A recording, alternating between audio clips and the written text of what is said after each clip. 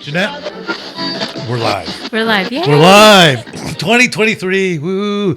Cheers. Mimosa. Cheers. Happy New Year. Happy New Merry Year. Christmas. And just so everybody knows, Jeanette has a redneck mimosa, a.k.a. Mimosa. Mimosa? A mimosa.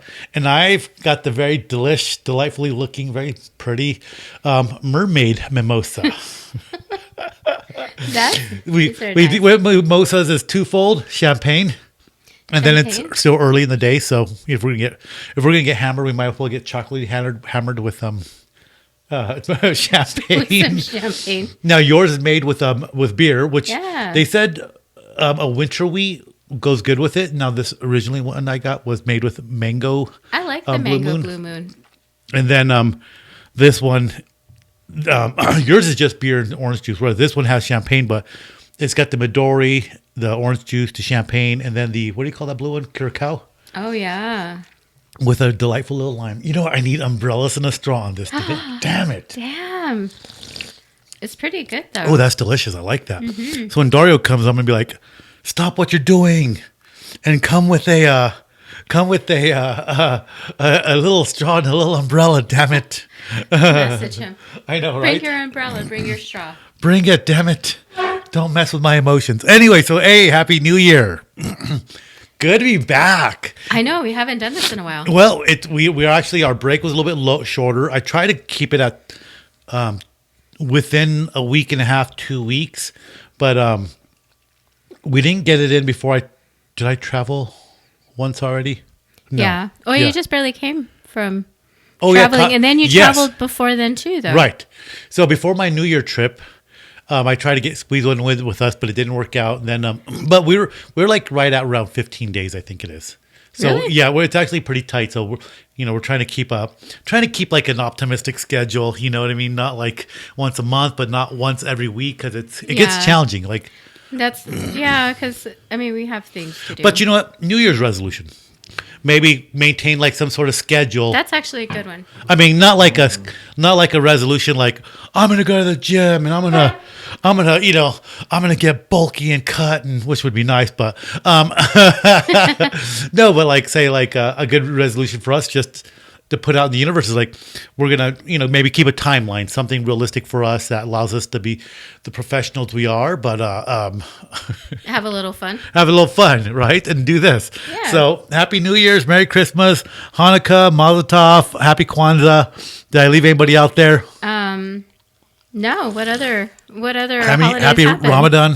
I don't know. Yeah. And for those who are doing dry January. There's too many dry things now. Everybody's trying to do something. Wasn't there dry November and dry January? It started off with Movember. No shave Movember. Remember no shave mustaches? And then what's the one that came out with like October? Oh, that's what you were telling me about. October. You don't drink, you don't smoke weed or anything, and you go sober. And then there's one like I've heard people do like no nut November. Who in the right mind? Why do we punish ourselves? I can't respond to that. Like the stimulus on that's just more than my brain can handle right now. Honestly, like I know people are gung-ho about dry January. I'm definitely not following that. I mean, nobody did anything for December. You notice there's nothing for December. Well, there's Christmas and there's gluttony. Right, gluttony. And gluttony alcoholism. December. Right. He OD'd on eggnog. But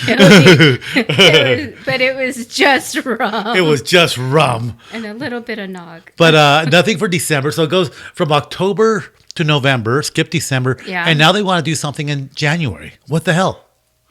Aren't like New Year's resolutions enough? Like now we have to quit alcohol too? I like this mermaid mimosa. I feel pretty. Oh, so pretty. It makes you want to sing. It must. That's I always singing. I always think of that song from Anger Management when they stop on the bridge when he's on his way to work.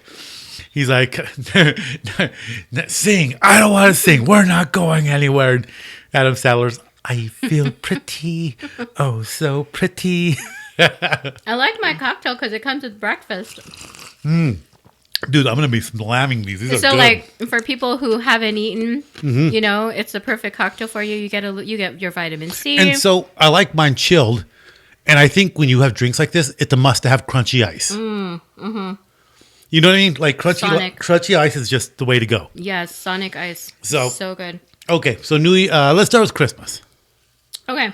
All right. So you know, now it was your first Christmas because you had lost in the family and all that. It kind of changed the dynamic a little bit, right? It did. And I'm sure I know a lot. Actually, I feel like I've heard of a lot of people that lost people in accidents and all that during the holidays. I paid more attention to it. And it's like, I guess it's common. I guess more than you think. Yeah. And I don't know or if it's just me, but it just seems like there was like a gloom over this holiday. Didn't it feel rushed? It felt rushed. I wouldn't say gloom in my perspective. I think it felt rushed. But I will say that I did feel. I'm trying to push the plug down. Has it always been rushed? I don't think it's always been rushed, but maybe this is the first year I've just maybe taken notice of it. And then Christmas was here, and I worked all the way up to Christmas, and it was just like, okay, what now? Didn't have any plans, didn't do anything, and it was just like, what the heck? It's just so like, wah wah wah. I went to bed, and it was anticlimactic. It was there we go. It was very anticlimactic, and I'm not anti-Christmas. Yeah, kids, toys, and all that, and I've always said. Even though here in the United States we're kind of crazy about Christmas, like going along with that theme, we're crazy about Christmas. Even Black Friday didn't seem very black. It didn't seem very black. That's the only way I can describe it. It just didn't seem very black. Because like Black Friday, it's usually like a mad dash at the stores. You hear about people that get stampeded and crushed trying to buy their kid Megatron. And I love those stories. There's like the 80-inch TV that's on sale, and I've only done that once. I had a girlfriend, and she wanted to go like the outlet mall, and we're out there like 3 in the freaking morning. It was cold, and there was lines of people everywhere, and I'm like, why would you do this? Why are you doing this to us? Obviously, you don't want this to work. Obviously, you hate me. You're mad at me. You're mad at me, obviously. And she's like, well, get all your shopping done and all that. And there was a Pampered Chef, right? The store. Oh yeah. And I remember that store doesn't exist anymore. I bought like one thing from Pampered Chef. I was like, okay, like a little egg something. I hate Pampered Chef. Really? Why? I like the store, but I hate that place because I went to go buy some measuring spoons. My measuring spoons came with 2 of the same spoon. And ever since then, I hated that store. I'm going to do 2 things while you're talking. Okay, you do that. Why did you hate Pampered Chef? Because I got the messed up spoon. And since you got a messed up spoon, I'm very bitter. I'm just kidding. I'm so bitter about it. Whoa. Oh. So. 1 second. Maybe they'll if anyone's listening, like it's like a shot in the dark out there, like would you replace my whole if somebody else, I might jump back on board. If somebody else got the wrong spoon also from Pampered Chef, can we switch our wrong spoons and we'll both have a pair of right spoons? Maybe we'll have the right spoons. Mine was the teaspoon. You know what? Anyone needs to know. I always have to have my pen. That's weird. Why? It's like my lucky pen, and I have my little thing to write notes with and all that. Oh, it's your lucky. You have a lucky pen? Yeah, I've had this pen for like 10 years, all my jobs, fine point for writing small. Nice. So I was like, oh, what if I want to take notes? It is pretty lucky if it's lasted for 10 years. It's like a still pen. You could like, use it to like jack up my truck or something. But Black Friday seemed a little less black. A lot of online ordering. You know what I think it is? I think it's because people... we were just having this conversation this morning about prices. And yes. I told you it didn't really hit me until I had walked out of Walmart only purchasing 3 things that costed $30. Right. So And then now I started really paying attention to what I'm buying. Okay, so you're like me. You're a single person. Yeah. We don't have like kids at home we have to feed and all that. So for me, I couldn't imagine people with families. Oh gosh, yeah. Right? I know. So that's a lot. And then with Christmas. And then all the goodies and all that, toys. So for me it's a matter of like, okay, I go grocery shopping like twice or 3 times a week just because I'll buy like something for 2 days at a time. I don't really stock up a lot. I've done that. I've started doing that with produce. I don't. Right. I buy it as I need it instead of stocking up because it goes bad. So I start noticing, and I think I messaged you and Dario about this. I go, I spent like $60 on one bag of groceries. It's crazy. And then like one day is like, I got one bag of groceries. Like, how did I spend $70 on one bag? And so, that's crazy. And I remember my parents like looking at the receipts when they would go shopping when I was a kid. And so I'm finding myself, I'm all there just going through my receipt. Like, and I'm like, oh, right? Huh. Right? That's what took off. Maybe I bought like I get sugar cravings, like especially chocolate. Oh, chocolate craving. Dark chocolate. Yes, I'll just murder people. It's like, I need dark chocolate. Run into the store, throwing people out of the way, like pushing people. Move. Little grandma there, bam. You're all like, move, bitch. Oh my. That's exactly how I get. Exactly. So I needed my dark chocolate, but I was like, okay, I'm gonna do this healthy thing. I go through cycles of healthy things, so I'll start buying protein bars. And I saw a box of like a dark chocolate granola bars that it was like a reputable brand. And there was like 8 of them in a box. I was like, oh, those look good. And so that'll go good with my coffee in the morning. It's got like protein, like maybe like a gram of sugar or something. Just a good alternative. And so when I was leaving, I was like, where did I spend $70 at? And I'm like, those granola bars cost me like $20. Oh, crap. What the hell? I don't need to be healthy that much. What the hell? And I was talking to my trainer, and he was like, yeah, remember like in the old days, like when like protein was like really cheap? And I go, yeah, it used to taste really bad too. And he goes, yeah, but you could buy like an oil drum of protein, and it cost you like $5. I mean, granted, it was like chalky enough to like stucco your wall with, but But you could still have a lot. You could have a lot of something really awful. Do you need to do your work on your house, want to be healthy and still want protein? Well, presenting you Mega Protein 10,000. You want a malt? Add protein to it. There's a hole in the wall. Add protein to it. Protein. It used to be your walls. Also, it has been scientifically proven that your walls need protein on them.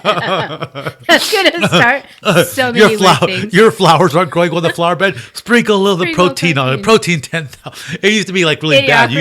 I know. Yeah, idiocracy. Yeah. Like, they're watering their plants with Gatorade. With Gatorade. It has electrolytes. It has electrolytes. But it has electrolytes. Oh my God. And go buy it at Costco. I got my law degree. Yeah, where from? Costco. Oh God. Okay, so everything's expensive right now. It is. I don't think 2023 is going to be any better.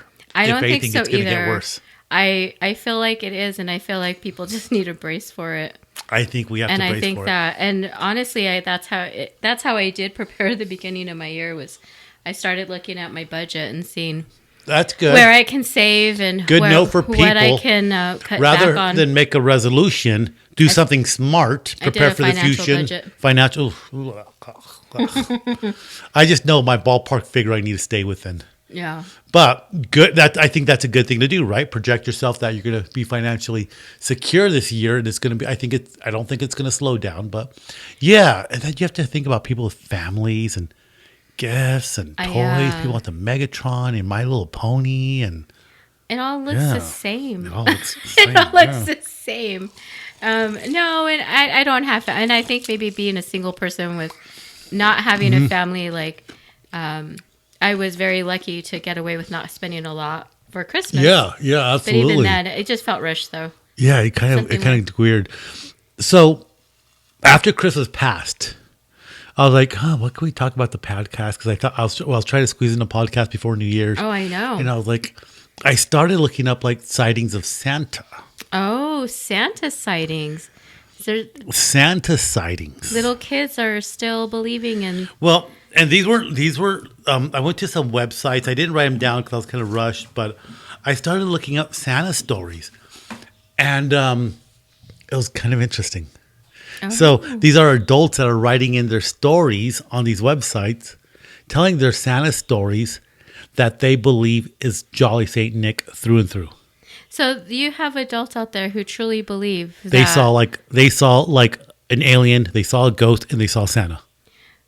All right, so I just feel like something else happened to this Matrix. No, so there's like something kids. Else happened. There's like what people that to this like world? the one story was like I woke up, I heard something downstairs, and I went downstairs and I saw a man dressed in red, rushing across the room and disappeared behind the Christmas tree. Honestly, Gone. I would think it'd be a demon. I mean, I would be like, that's a ghost sighting. Well, these people say they talk about how this he was dressed like Santa, and he goes. And I went upstairs and my parents were asleep. How strange. How weird. There was another one where a kid woke up. This guy's talking about how he was a kid and he woke up in the middle of the night. And he goes downstairs because he hears his parents downstairs. And he goes where the tree is and he sees somebody dressed in red. The person dressed in red kind of like tells him to be quiet. Mm-hmm. And then he disappears. And the kid turns around and goes in the den, and there's his mom and dad watching TV. Yeah, I can't. We talk a lot about.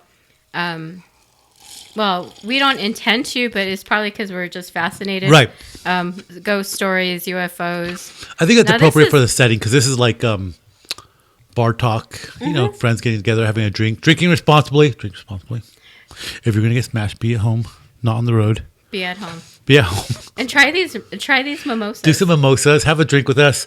Have a little tray of fruit, which we don't have. A nice creme brulee. Eggs Benedict with a mimosa. That'd be nice. Jeanette, drop the ball in the food. You said bring munchies, so I brought the bag of munchies. It's not even here. It's not even here. Dang! I'm failing everywhere. But it's funny. There's like this website that just goes on and on of adults writing in their stories about how they swore they saw Santa. Do they have mental illness?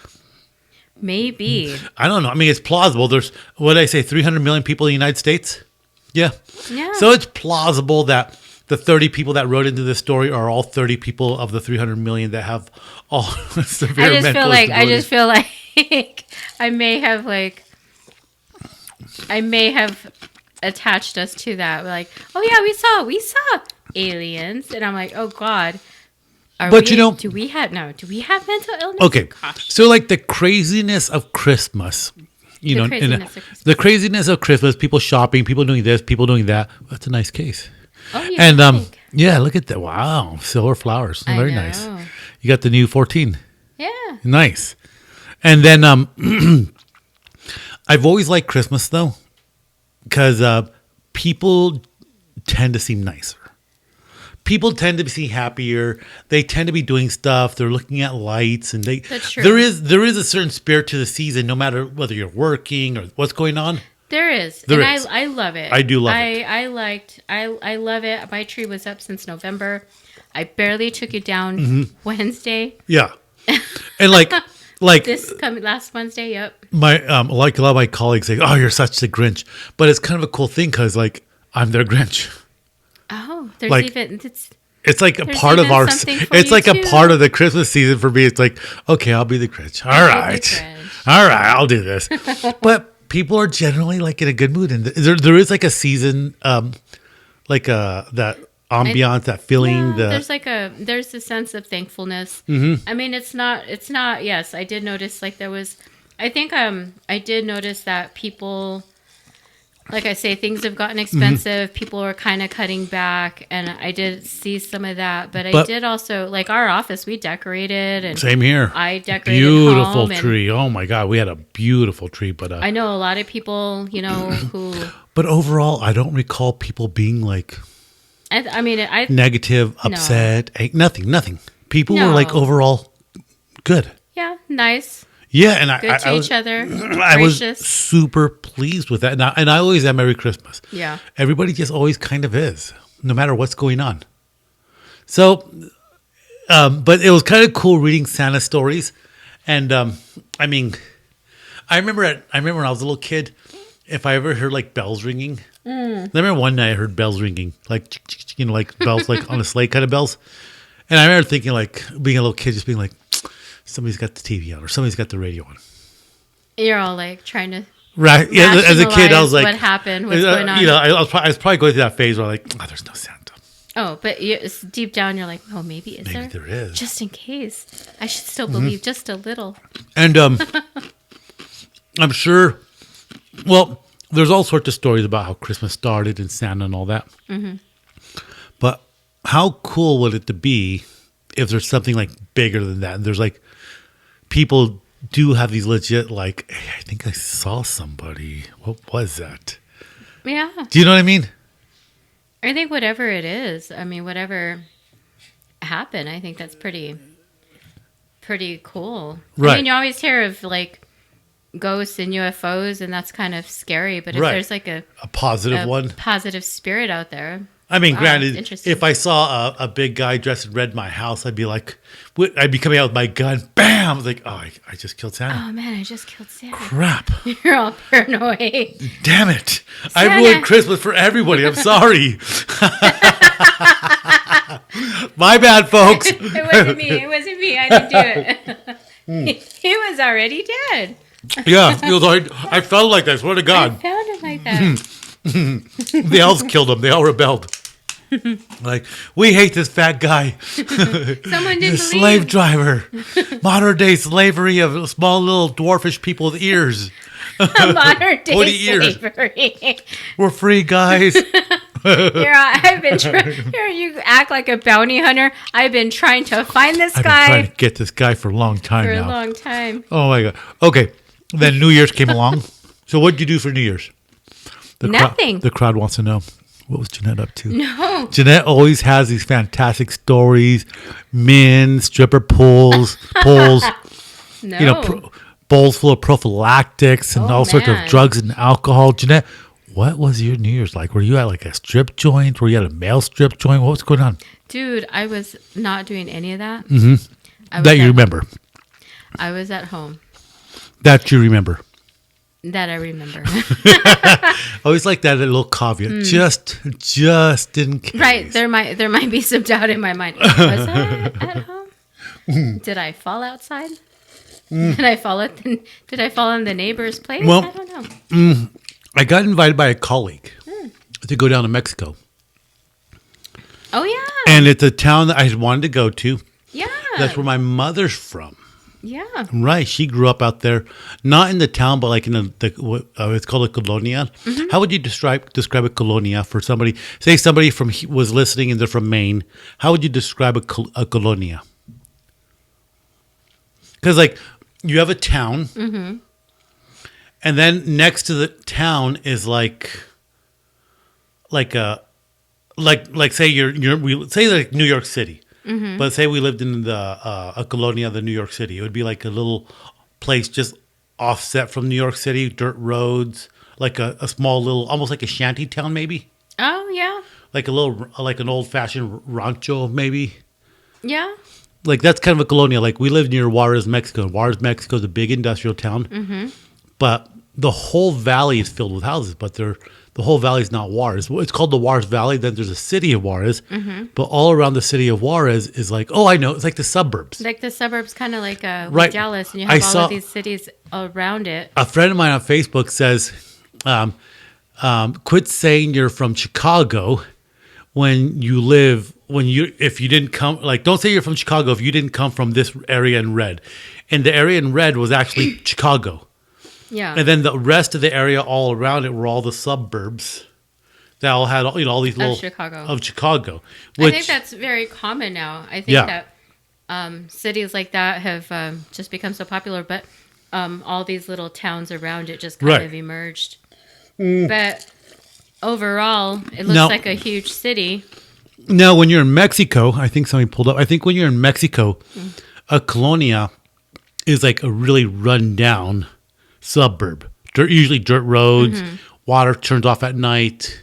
You know what I mean? I think we have a visitor.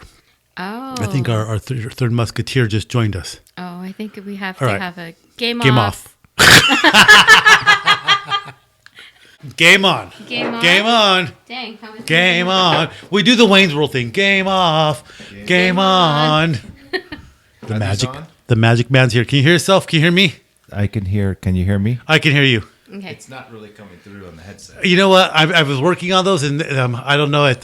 I need to get some dividers so I can. I guess I can take off the headset. Yeah. Just, if I'm clear, but Okay, just make sure you very much. For just the make sure you invitation. speak into the mic. Yeah. Okay. Because like, I right can't into the hear mic. myself either. You can't either. Uh-uh. You were able before, but not right now. No, I haven't this whole time. Oh, really? Before. Yeah. Before, Okay. But I'll work on that. So yeah, we have mimosas, or the redneck mimosa, right. blue moon. It's blue moon with orange juice. Ooh, I like that. This is like my sunshine shot. You know, like cool morning and sunset. How do you like that? Well, I feel blessed. Thank you. Salute, everybody. That's the best of our effects right there that we have. Those are special that's all the budget we have for special effects. It's not even digital. Here's the sunset. Here's There's the sunset. It's going down. Setting right there. Use your imagination, folks. 5 minutes later. If you guys are here's the listening moon on coming out. the iPodcast or what? Apple Podcast. Yeah. Dario's doing our special effects with his mimosa. Oh my goodness. So this is orange juice and blue moon. So we have our sunshine and our moon all in one drink almost. Yeah, it's all there. That's like a mango blue moon too. It's kind of good. Yeah, it is actually. So I think it needs more beer. okay, so did you have? When was your last did- podcast? Like 2.5 weeks ago, right before. I tried to get one right after Christmas, but it was too tight to kind of get it in. Did you have the tequila? You could adjust that if you want. Okay. Yeah. Did you have the tequila for Christmas? Mark, Is that this, tequila open? is not only international, but Oh. it crossed state lines. It's I don't amazing, know, I don't know right? if that was legal, but I crossed state lines with that tequila. Convivencia. Isn't it amazing? Amazing. Everybody I shared it with They Right. loved it, huh? loved it. It was See, really. mine needs more beer. It was incredible. I would seriously think about an import business around that Right. tequila. Right. They When are we going to check it out? Ooh, that's good. maybe in a couple months. In a couple months? Yeah. Okay. Because I kicked myself. I didn't get a lot of bottles because I was like, the airplane and all that. And then, but because I was taking my carry-on up on the plane with me and I had all the bottles, the lady's like, you can't take that. Right. Unless you check it. And I was like, I should have bought more and checked it in my luggage. Oh, So, when you guys go, I definitely want some. It's a cheap flight. Why It's a don't cheap you flight. come with us, Jeanette? It's a Yes. cheap flight. It's easy. I mean, the flight was like Will your 107 parole officer allow you to leave the country? I'm not sure yet. I mean, I'm not sure can yet. you wear your ankle bracelet down that far south? No. I don't know what they'll say. I So- won't tell them. I won't I tell don't want to them. get detained. we're still talking about this tequila Convivencia. Oh my gosh, that is yes, That delicious. was very Okay, good tequila. so I have the 5-year bottle, and you had the silver. That was the silver. No, I think yours was the reposada. I don't know what it was, but it was in that special It was- leather packaging. It was Did amazing. you wear it? Did you wear it like your it was like Merce? Yes, I wore it around around my neck on the ski mountain, and but the leather. You know how they make those the leather that goes around that tequila bottle is special made. It comes from an ox testicle, and it's dried and tanned. I don't know. I don't know if and I should take you formed serious or around did the- you really look this? That's why the round bottle fits so well I'm into like, it. Oh God! I'm like the ox, and the way he said it and the way he looks, he's so Very super convincing. Serious. He's Very like- convincing. And then he's even doing the hand gesture. They sell them in doubles typically. Like, But That's my like big bowl. that's like the other guys. I did my office pop. What? They were so convincing. They were so convincing. No, that was the best And he- tequila and ever. Oh, his man. face was so. You know, he carries a straight face. yeah. Well, sometimes you just have It's to like- do what you have to It do. was quite delightful, and you can almost smell the testicles off the leather. It was very lovely. I love the way how it just around your neck. It rubbed on my chest like that, Makes you feel like a natural woman. underneath my ski suit.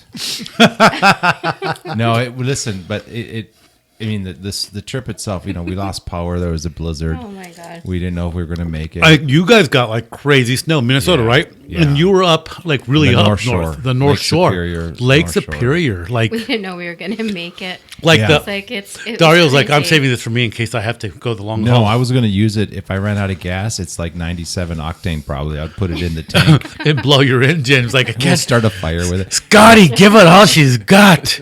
Dad, my toes are blue. No problem. I have this tequila. I got this Why didn't you bring it out earlier? I was drinking it. I was drinking it. I was saving it for an emergency. There's not much. Victor's already frozen. Well, that wasn't an emergency. That Emergency. I feel toasted testing. warm. I was testing Listen, him. I love you kids, but I said in an emergency.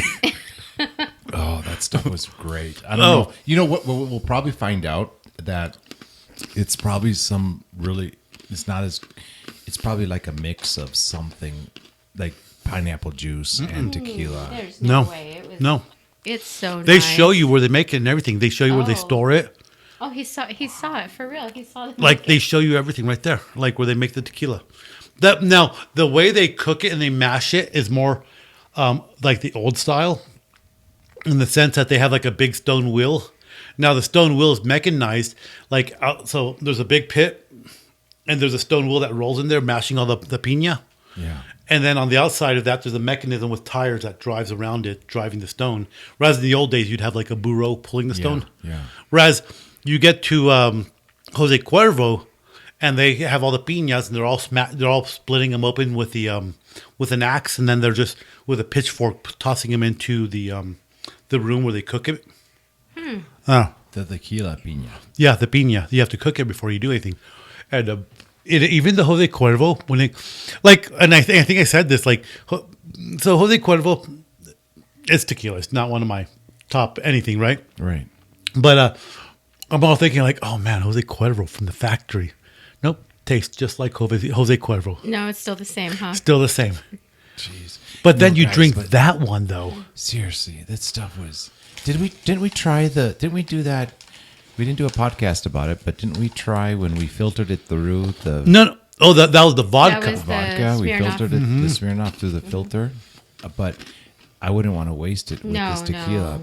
I don't know how it would come out, but guys, I think that if we looked it up, is there any export of it anywhere else, or is it only in-country sales? I mean, can I go to like a specialty store and order it, buy it, have it delivered? They said there's a number of boutique tequilas. So being like Convivencia, the boutique tequila, that they only spell to select places. Like say like the Trump Tower, like a select place. You know what I mean? High end, Right. and that's all they sell to. You won't find it in Costco, Sam's, your liquor store. You know how you go to have to Costco and you keep- can get that to beautiful keep going blue. to Mexico. That's how they get you. You have That's to keep it. going back to Tequila I Mexico. would go But you know what I did get coming back from Mexico this past week? I got a herpes.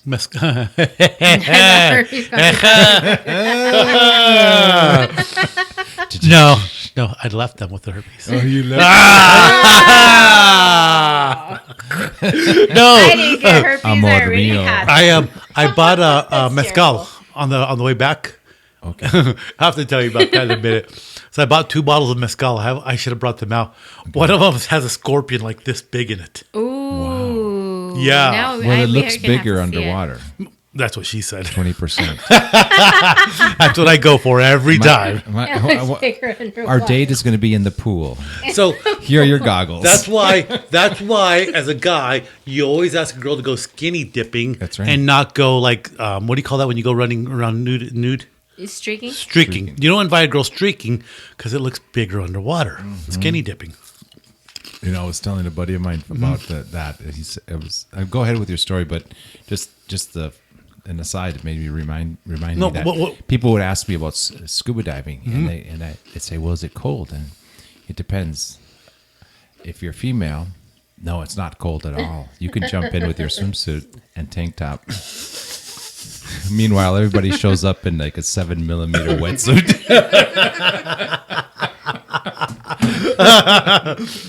Did you see that eel? Oh, it is cold. It's It is chilly. The weather vane has But- spoken. The other mezcal has a worm in it. Oh, Classic mezcal. wow. So- Worm and a scorpion. scorpion and I a worm. think I understand it. That mezcal is made from the blue agave also. Mm-hmm. But it's not from Tequila, Mexico. So generally, it's tequila flavor. Yeah. But it's like saying generally- cava versus champagne. Right. Like white sparkling wine. I have white sparkling wine from here, from New Mexico. Prosecco, yeah. But it's not from Champagne, France. Right. So the herradura, or at least not herradura, but this delicious Convivencia. tequila that you brought. What's the difference between silver and the 5-year The aging.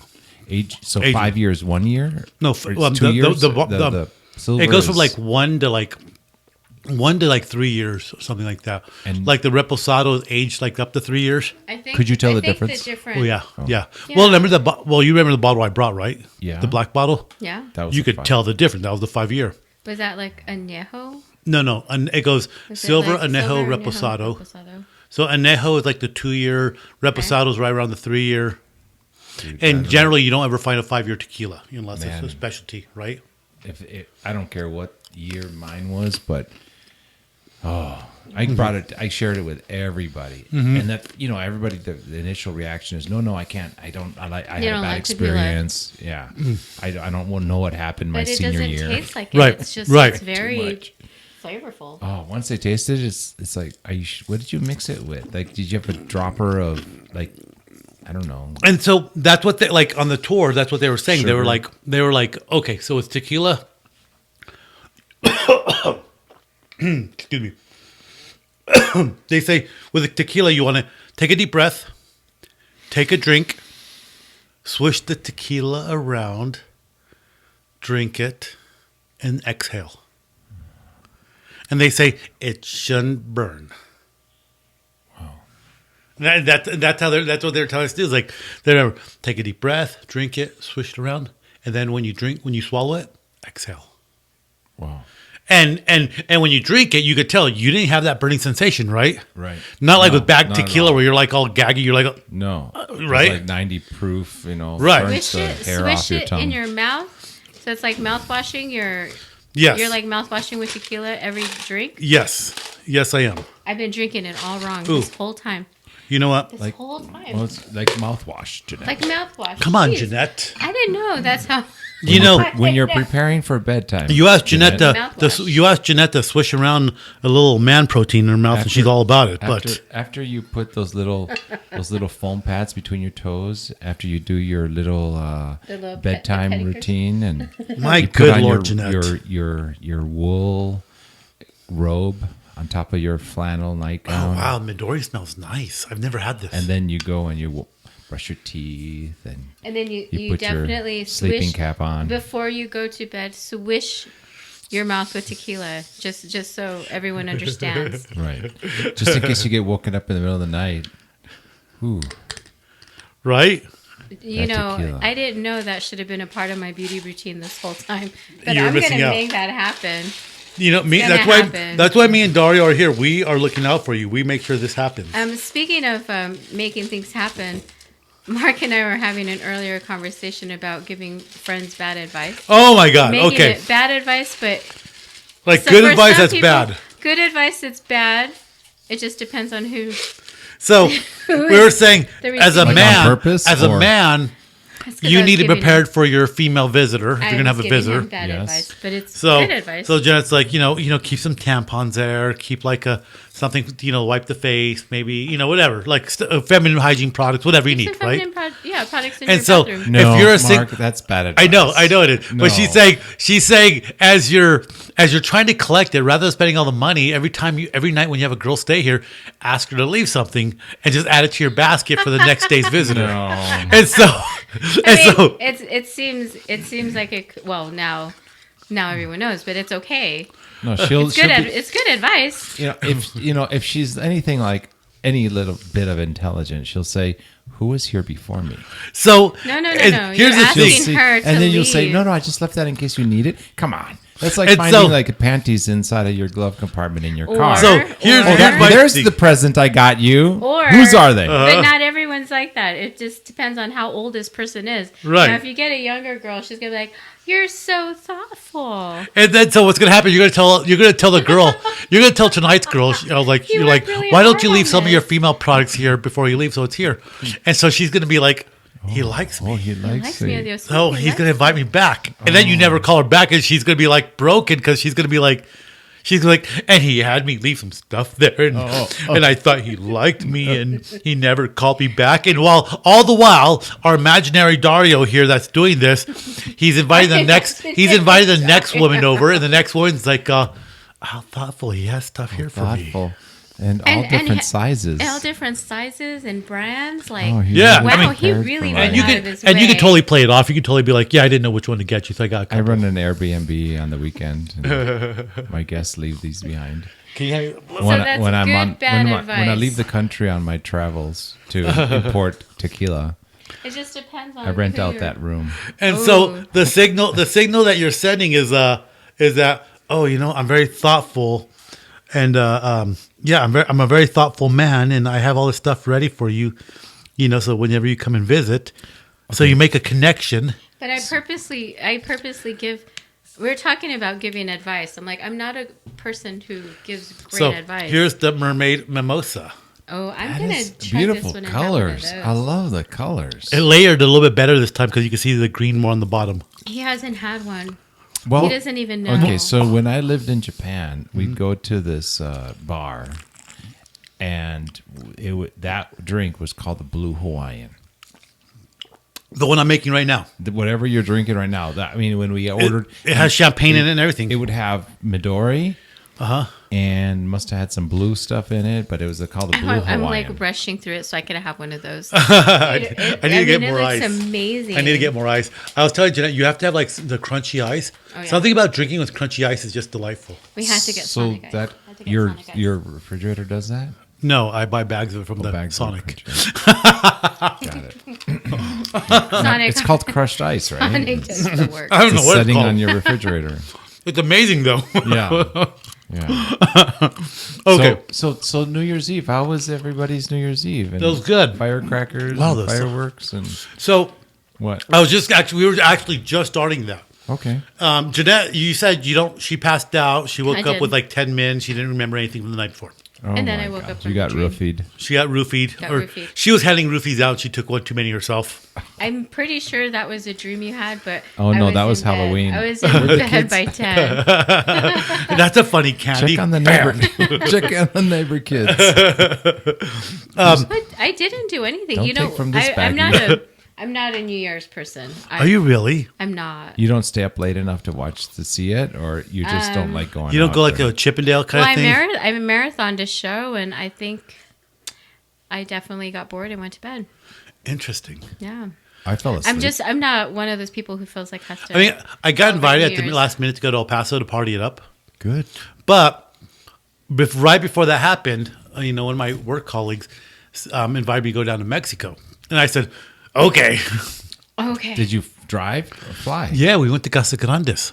Yeah, but Nuevo you- Casa that's Grandes. right. You That's went right, like that's right. far. Yeah, well, so Is it like 5 hours?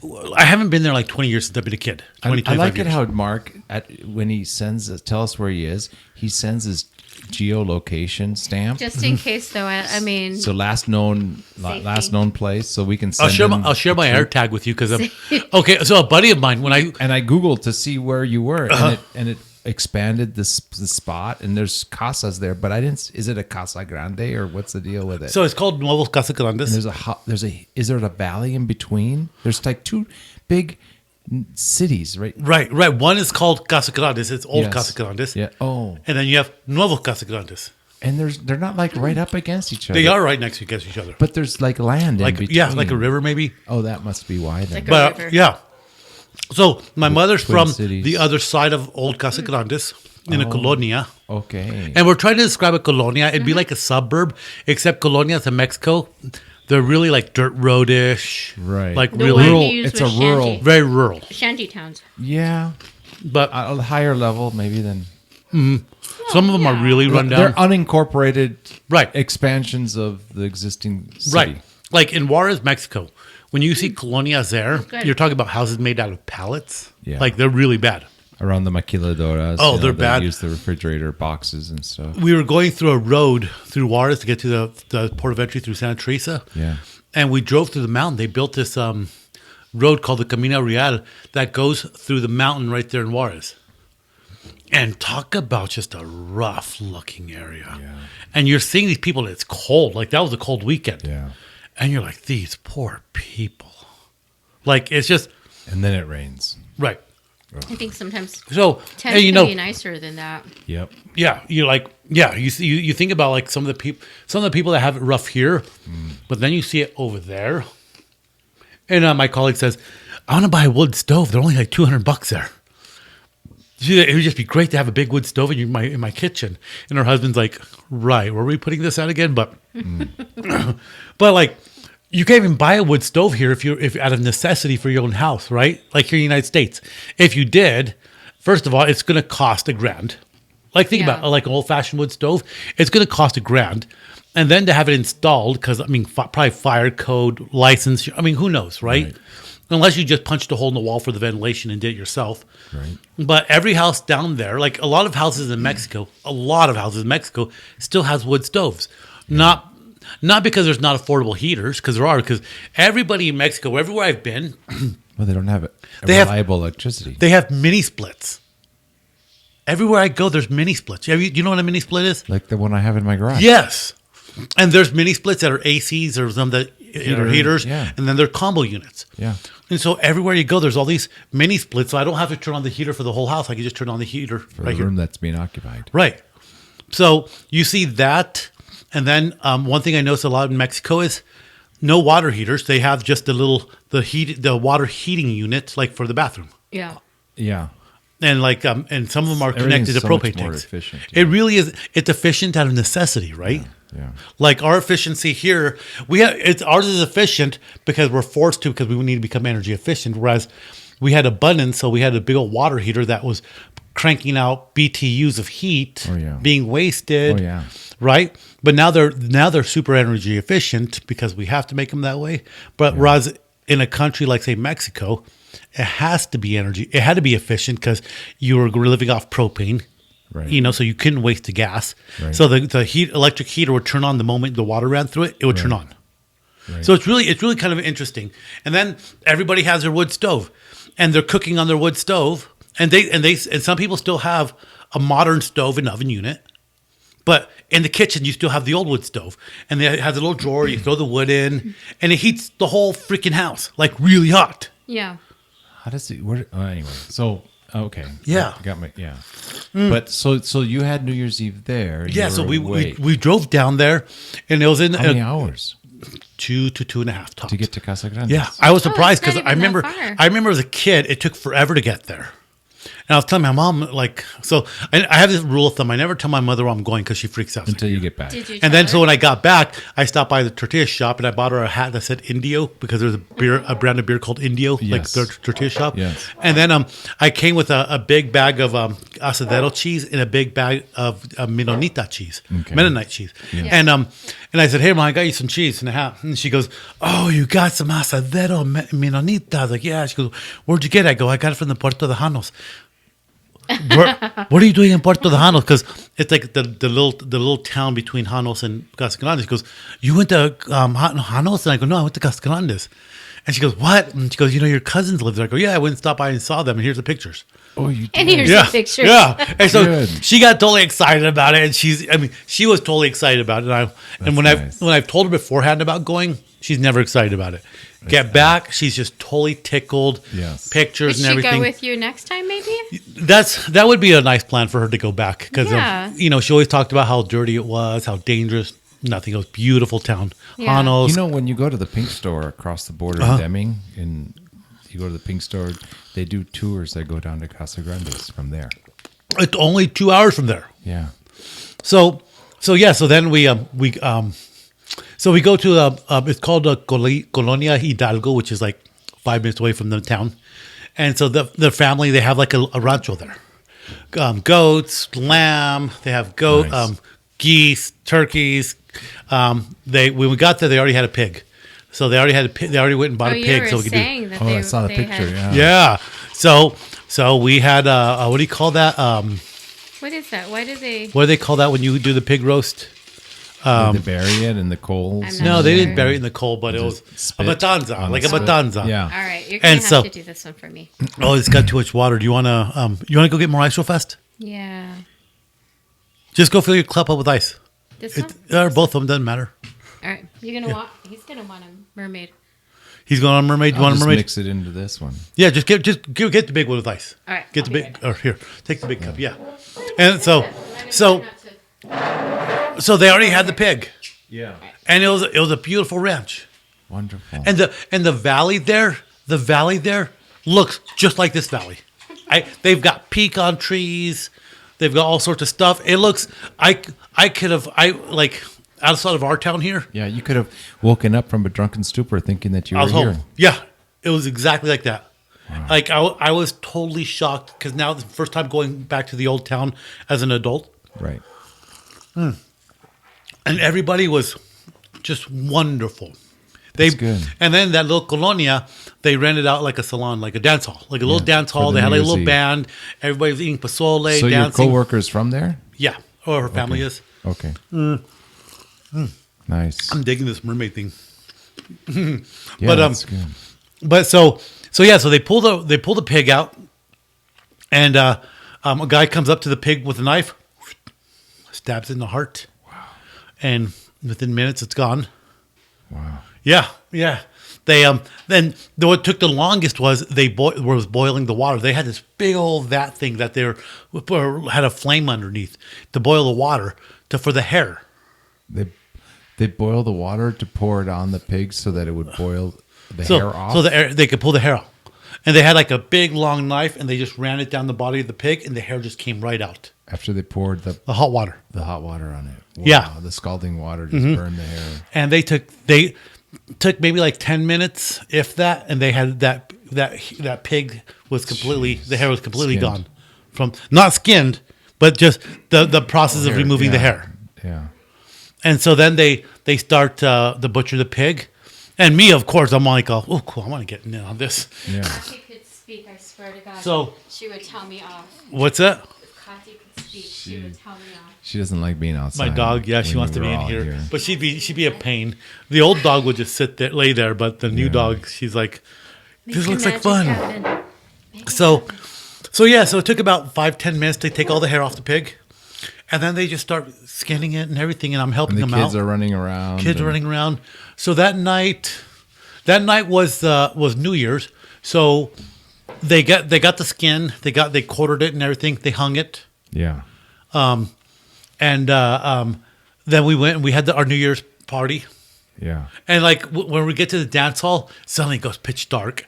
All the power of the whole little town, everything just goes off for a split second. It gets pitch dark, and I just start laughing. Then it comes back on. I'm like, "That's Mexico.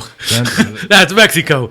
And so, so then, everybody danced. They played music all night, and it was interesting because like the old men all come and they all watch while you're butchering the pig and everything. And the old men, they're just talking, and they're just telling you like how. They're telling you like about Mexico and how it was there, like what the things they grow, and they're like, we don't have a lot of anything, but you never go without here. Yeah. I had somebody else tell me that once. That when you're there in Mexico, you don't have a lot of stuff if you're from like the ranches and all that, but you don't go without. And so the next day when we wake up, they got that big same vat. They fill it up with like lard, and they start boiling it, and we start making chicharrones Yeah.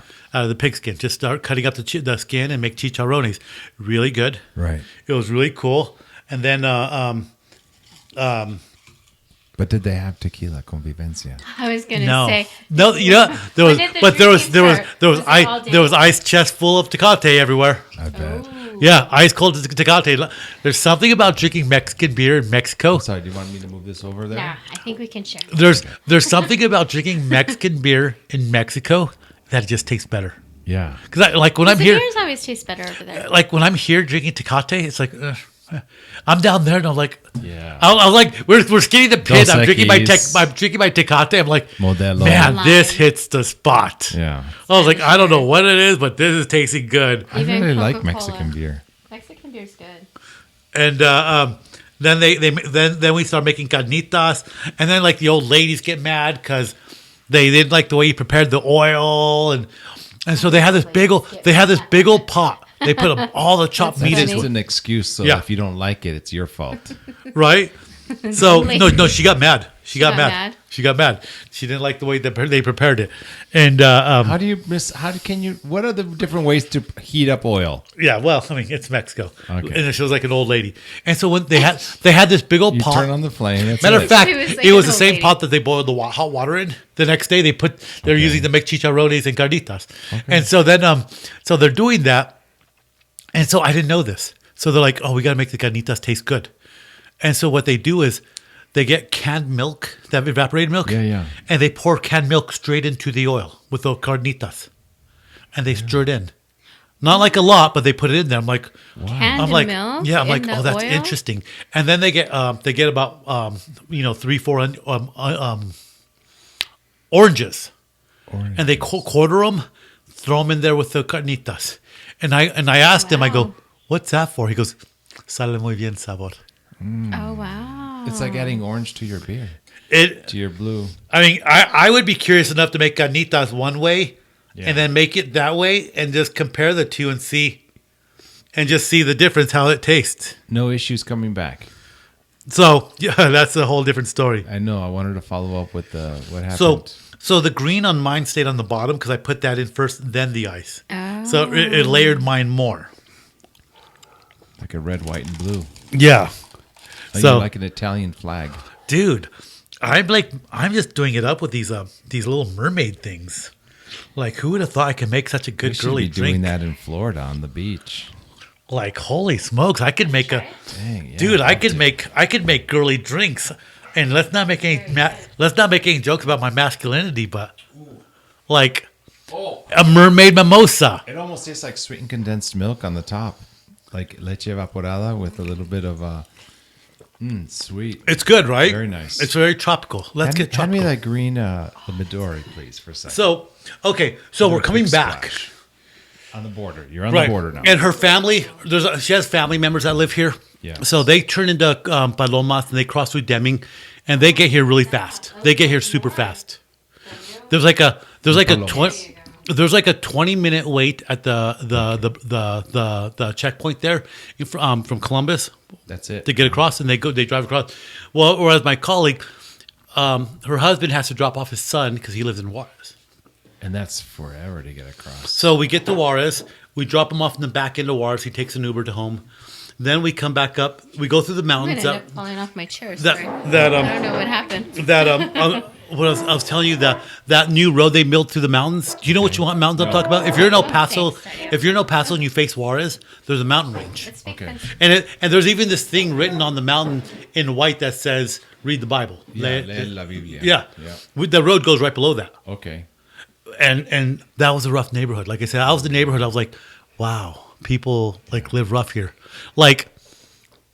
Yeah, I almost think people like in the colonias of Juarez is probably worse than some of the places I saw in Colombia. Wow. So, anyways, we intersect the checkpoint for Santa Teresa crossing to the United States, and there's like a 6-mile line because it's only a 2-lane road highway that goes to the checkpoint. Then the checkpoint has it splits off into 2 lanes. And then it splits into 3 lanes, right? So what happens, you have to get to the end of the line like 6 miles down. Yeah. So we get to the very end of the line, and we're just chilling. The husband's all driving. I'm just chilling in the passenger seat. And then slowly but surely, you start seeing people pass you on the shoulder on the other side. Semis driving on the shoulder on the other side of the road to get up to the head of the line. Passing you. Yeah, and I'm like...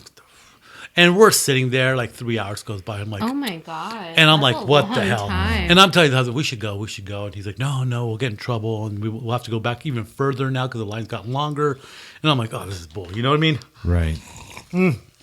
It's like longer than your trip, just waiting in line. Yeah. Yes. And so at this point, the people the other family members, they left like maybe half an hour, 45 minutes after we did. They're already home because they went the other way. So the husband, he has to get out of the truck, go to use the restroom in the desert because it's right there. So I get in the driver's seat and I'm driving and he falls asleep. And I tell his wife, I go, this is bullshit. I'm pulling out. I go, I'm going to start cutting people. She's like, no, you don't. And he wakes up and he decides he's going to walk and see like what he can see. And while he's out of the truck, I was like, Sonia, this is crap. I'm going. We're doing this. And she's like, okay. And so I pull out. She goes, what about my husband? I go, just yell for him and tell him to come running.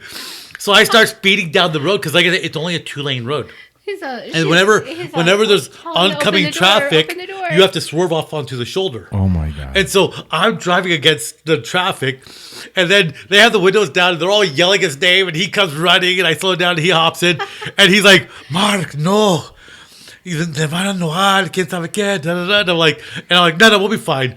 So I get almost to the head of the line, and I'm like, I'm going to cut in here now. And there was like a little bit of a gap, but a lady in the SUV, she's like, she starts yelling at me. And I'm like, that son of a. And I'm like, all right, fine, screw you. So I was like, I'm going to go as far ahead as I can. And there's like a line of cars on this side. So here's the main road going in. Right. And then here's the road that goes into Mexico. Right. And then here's the shoulder. And there's already a line on the shoulder for me. So I'm like, all right, well, wait, let's see what they tell us. And so then, a soldier comes out, National Guard, and he's like, what are you guys doing? He's like, well, we're ready to cross. He goes, do you have your permisos, your visas? And we're like, no, we don't. And he's like, okay, make a line right here. And the rest of the line naturally formed off the initial split because when you go into the port, and this is a small crossing, not like the big crossings in Juarez. Okay. Yeah. This is a small crossing. How far away from the Juarez crossing is that? It's like going through Juarez and all that. It's like an hour and a half. We probably would have gotten through faster because, like, you go through those crossings. There's like 10 lanes. 10 lanes. Yeah, And then you got to deal with the clowns that are coming up to the car. Yeah. They're there too. Which is why I bought that mezcal. So anyway, so this line naturally formed off the tail of the people that have to turn in their visas. And this line here on the shoulder, they're turning into the main line, just going straight through the checkpoint.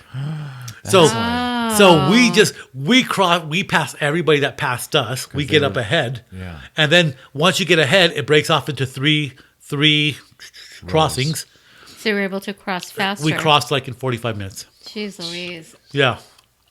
Had you stayed where you were, how many hours longer? Who knows? But that checkpoint, that point of entry, they close at 10 o'clock. Oh God. And if you're not, so like once I got ahead further enough, we were actually inside. So if they would have closed the gate, we were good. You're good, yeah. So by that point, that line had to be like 10 miles long. So all those people that were waiting, they would close it. They would have to go to Juarez because in Juarez, that's where it is. And so you'd have to spend another hour and a half getting through Juarez because of traffic. So Victor's flying to Cancun Monday. Oh, nice. He's gonna go walk across like I do. I'm gonna drop him off at the border. He's gonna walk across Uber to the okay. So two things. Airport. Two things for him. Don't Uber. It costs the same price as Uber's taxi. Okay. So you're going across the Zaragoza Bridge. I go right. Yes. He needs 50 cents because they charge 50 cents to go across that way. 2 quarters. Yeah. So keep that in mind. So coins. He has it. So it's, instead of $1. So as soon as you cross, you'll see the line of taxis. So you want to get a car that says taxi and not somebody saying I'm a taxi. Mm-hmm. So there's usually like a line of 2 or 3 taxis. Wait a minute. What's the difference? So you have people in cars that say like, hey, do you need a taxi? Come with me. One's an official person and the other person is a kidnapper. Okay. No, like seriously. So the cars that actually say taxi on it. Yeah. They're like usually white cars. Okay. And so, if you tell them like, hey, will you take about 500 pesos or $20, and they'll do it for $20 to get you there. Sure. So you get there. So when you come back, and this is super important because it kind of makes your life miserable if you don't. So first of all, Uber works down there. So for him, and you might want to tell this. So at the airports in Juarez, most of the airports don't let Uber in. at all. Correct. So, and Juarez, you can order your Uber in the airport, but you have to walk all the way outside the airport and they'll pick you up outside. Right. Which is how I do it. Okay. And then they'll take you to the bridge and then you're going to walk across the bridge, except on the Juarez side, there's a turnstile. You need 8 pesos. Exactly. Because depending, if you come late at night, there's like a window. During the day, they'll give you change if you have like a 10 peso piece. But if you don't, you have to put the exact change into the turnstile. Oh. You need 8 pesos. It used to be 7, but they just changed it to 8. So individual coins. I have some. If you want, I'll give it to you. So you can be like, you can put it like in a little Ziploc and say like, save. Oh, he'll have some by the time he comes back. Yeah, that's true. That's true. Like I have a special place in my bag now where I put all the change into. So that way it's just there for the return. Just for the return. Because what happened one night was I got to the turnstile and it's like late at night, so the window's closed. I can't get change. So I get to the turnstile and I have a 10 peso piece. Oh, cool. I have a 10 peso piece.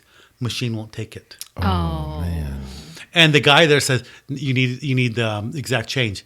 So I start asking everybody, can somebody break a 10 peso? Tienes unos pesos? You have 7, I'll give you the 10. And finally, everybody's like, no. And I'm asking in Spanish. And mind you, my Spanish sounds like I'm an American. So finally, the guy, he says, oh, es gringo. I go, hey, what's up, man? I was like, see, he's like, necesita cambio. I go, yeah. And he goes, and you could tell I'm American. So he starts talking English. That man down there selling candy, he can give you change. I go, the man at the bottom of the bridge, he goes, yeah, go talk to him. You can get change from him. So I go, thank you. I really appreciate it. As soon as I start talking English, somebody in line turned around and said, oh, you need 7 pesos to get across. I go, yeah, here, I'll give you my 10. And when I was asking her in Spanish, nobody listened to you. Nobody listened to me. Fuckers. Interesting. Mind you, my Spanish is not like I'm from Mexico at all. Yeah. So if you hear me speaking Spanish, you're like, I'm from the United States. Right. But they weren't willing to help you until they knew that you were. Yeah. Oh, so that's really messed up. So a couple of key points for me that I do. So when I go across the bridge, I always make sure I have 50 cents. Even if you take $1, the window's open, they'll give you change to get to Mexico. On the way back, I always make sure I have change, 7 pesos. Yes. Super important. Small detail, probably like the biggest important thing on the last leg of your trip. Yeah. And so then you walk across, you have to make sure you just have your passport ready. Now, when I'm in Mexico, I always keep about $1,000 of cash on me. I can go and exchange it anywhere. $1,000? I always keep about $1,000, sometimes more. Like, remember when in the old days when my license was suspended and I had like multiple tickets from multiple counties and I didn't know what to do because I was like, if I go pay it here, they'll arrest me and I'll have to wait till I drive to the next county. So I always kept a lot of money on me to pay my own bail. Okay. So I still do that though because it's a good thing to do. Okay. Middle of nowhere, you got cash. Okay. Don't spend it. Right. So I always keep about $1,000 on me. And when I go on a trip, I might change over like $100 or $200 into pesos because there's a good amount. In $100 bills or in 20s or 50s? Everything. Or what? I've got everything in there. You're very prepared. Yeah. So what I did. Yeah, you can't rely on anything else. So what I did when I went to Colombia, I bought a wallet that goes underneath your shirt. Yeah. Kind of used it mainly for like my passport and some money. Sure. I see a lot of people with those and they wear it over their shoulder, over their shirt. And I'm outside? Like, yeah. And I'm like, that kind of defeats the point. Yeah. It's snip. So I don't use it anymore though. So what I do... Didn't I give you one? I do. I think I gave that back to you, didn't I? I thought I did. Because mine came in. Okay, good. So, and it fits snug. But it's kind of a pain in the butt because you always have to pull your shirt up. And you don't want to... Right. So what I started doing... Hold on. Let me get this. So what I started doing is... I have all this money on me. So I you have to keep your wallet in your front pocket. Yes. And that was a big thing in Colombia. Okay. To keep your wallet in your front pocket. So people don't be pickpocketing. Right. So I keep my passport in one wallet or one pocket. Yep. I keep my wallet in another pocket. Yep. And then I keep a portion of my money in one pocket. Yep. I keep that other portion in the other pocket. Yep. And I usually have a little bit of money somewhere else too. Exactly. I don't want to ask. No. Yeah. I know, right? In a condom. Up his butt. Sometimes I put like 100 in my sock. Oh, I thought you were going to say But my I always buzz. do stuff like that. Yeah. And then my cell phone is the most important because it has my ID and my credit card. Oh, yeah. And I always have one credit card I use when I'm over the bridge, and it only has like $1,000 minimum limit on it. So it doesn't go But crazy. with $1,000, you can do a lot in Mexico. Sure. And Colombia, $1,000, I could live out there for like 3 months easy. Exactly. But that way, if something happened to that credit card, the number got stolen, it's not a big impact. Right. $1,000. Right. So it's Not a debit card. To right. Close your account. Yeah, exactly. So those are the little things that I do. And then I always wear a backpack shoulder straps this way because it's comfortable. And in Colombia, they're like, don't do that. Wear it on your front. Yeah. Or at least sling it over your shoulder, but never wear it on your back because people will cut it underneath. You know, Victor, we always talk about this in other countries, but I mean, stuff happens here too. So Victor thinks somebody slipped something into his drink. He was in Vegas for New Year's Eve. Remember I told you about when I was in El Paso? Yeah. Remember I told you I was in El Paso and I was drinking tequila that night? Oh, you Yeah. said you got And I really got sick. mega sick, and I only had like 2 glasses of tequila. That's what happened to Victor. And Oh, like, weird. his like buddies were saying that the girl kept on coming around the bar, trying to check up on him, type thing, and she had like accomplices. maybe it's very well possible. It happens. In Like the hotel bar. You know what? I haven't gotten sick off tequila 10, 15 years. And I drink a lot of tequila and scotch now. But like I say, one night I went out, I had like 2 glasses. I was wrecked. The next morning, we went to breakfast. I couldn't stop throwing up for the first half of the day. Wow. Like that, my friend kept on saying something happened when we were at that club. Yeah. He's like, I've never seen you like that. Yeah. So same thing with him. Yeah. Well, You guys know, got he's going to go. roofied. He's leaving Monday. He's going to have a good time. They're going to go stay at Club Med and then go to Merida and spend a few days there and then come back for school. So good for them. Yeah, so it's kind of cool. But I mean, I think those are simple things you can do. So like, I'm going to stay in Juarez again next week. And we could talk about this right now, but it's crazy down there right now. What's going on? What's going on? Well, I'll tell you. But what I ordered off Amazon, I ordered 2 security devices. One of them's a wedge you put on the door on the inside of the door, Okay. Oh, yeah. and it's spring loaded, Inside of the door. and it is the loudest alarm. It's a So wedge, so it's hard to open the door. But as soon as somebody pushes on it, the alarm just goes. Ah! I mean, it is loud. So it's for like at your hotel. At your hotel. Yeah. Yeah. Okay. Yeah, then- I've seen those. Okay. I ordered it off Amazon. Great thing. And then I got it specifically for Colombia. I got a door, a bar for behind the door. You could break it down, put it in your suitcase, put it together. But it's got like this thing that goes underneath the door handle like this. Yeah. Mm-hmm. And then it has like a big door stop with a rubber foot. Yeah. And you expand it, so there's a big bar behind the door. So if somebody tries to break in your Yeah. door, dude, where do you stay when you go to Colombia that you need this? Well, I was at a hotel. I stayed at a hooker hotel. Hey, you know, the rates were really good. No, senor, that is hourly. Oh, they were great rates hourly. I could have stayed there for like a couple of days and paid less than I do for a hotel here. Oh God! But I got them, and I always keep the wedge in my suitcase. So if I'm ever like, it's kind of sketchy, like if I go to Juarez, I'll probably take the wedge. Yeah. Because the wedge is like, when you push against the door and there's a wedge, it's hard. Much less a wedge that has like a 200 decibel alarm that wakes you up. Yeah. And that was useful. And so you get that on Amazon. Jeanette, you know, Wow. he's doing life-saving devices because he's traveling internationally. And I'll tell you- I get a GPS to put on my scuba tank so that if the current starts taking me away, At least I can they know where you're activate. at. I can activate it, you know, or the shark eats me, you know, they'll be go beep beep when it You know comes what? to the surface. Well, man, So- he's gone really Here- far. Here's And he's going diving really Here's the deep, thing. In fast. Mexico, as an American, Aquaman. you can't take Aquaman. any weapons with you to Mexico. Right. Yeah. Can't take a knife on the airplane, all that. Don't take a you shell know, case, You know no. what I always take with me, though? A pen. I take my steel pin. Your lucky pen. Your steel pen. That's It's it. a steel pin. It's a Zebra a Z5 701. Let me see. What about the one that you use for like breaking the glass if you're? That's about the equivalent. That's about the equivalent of it. Because I don't take that either. Because I don't want a cop in Mexico to say that's a baton and that's illegal. Dude, this is a right? weapon for sure. So when I'm what I do when I'm in a taxi, I sit behind the taxi driver in the back seat.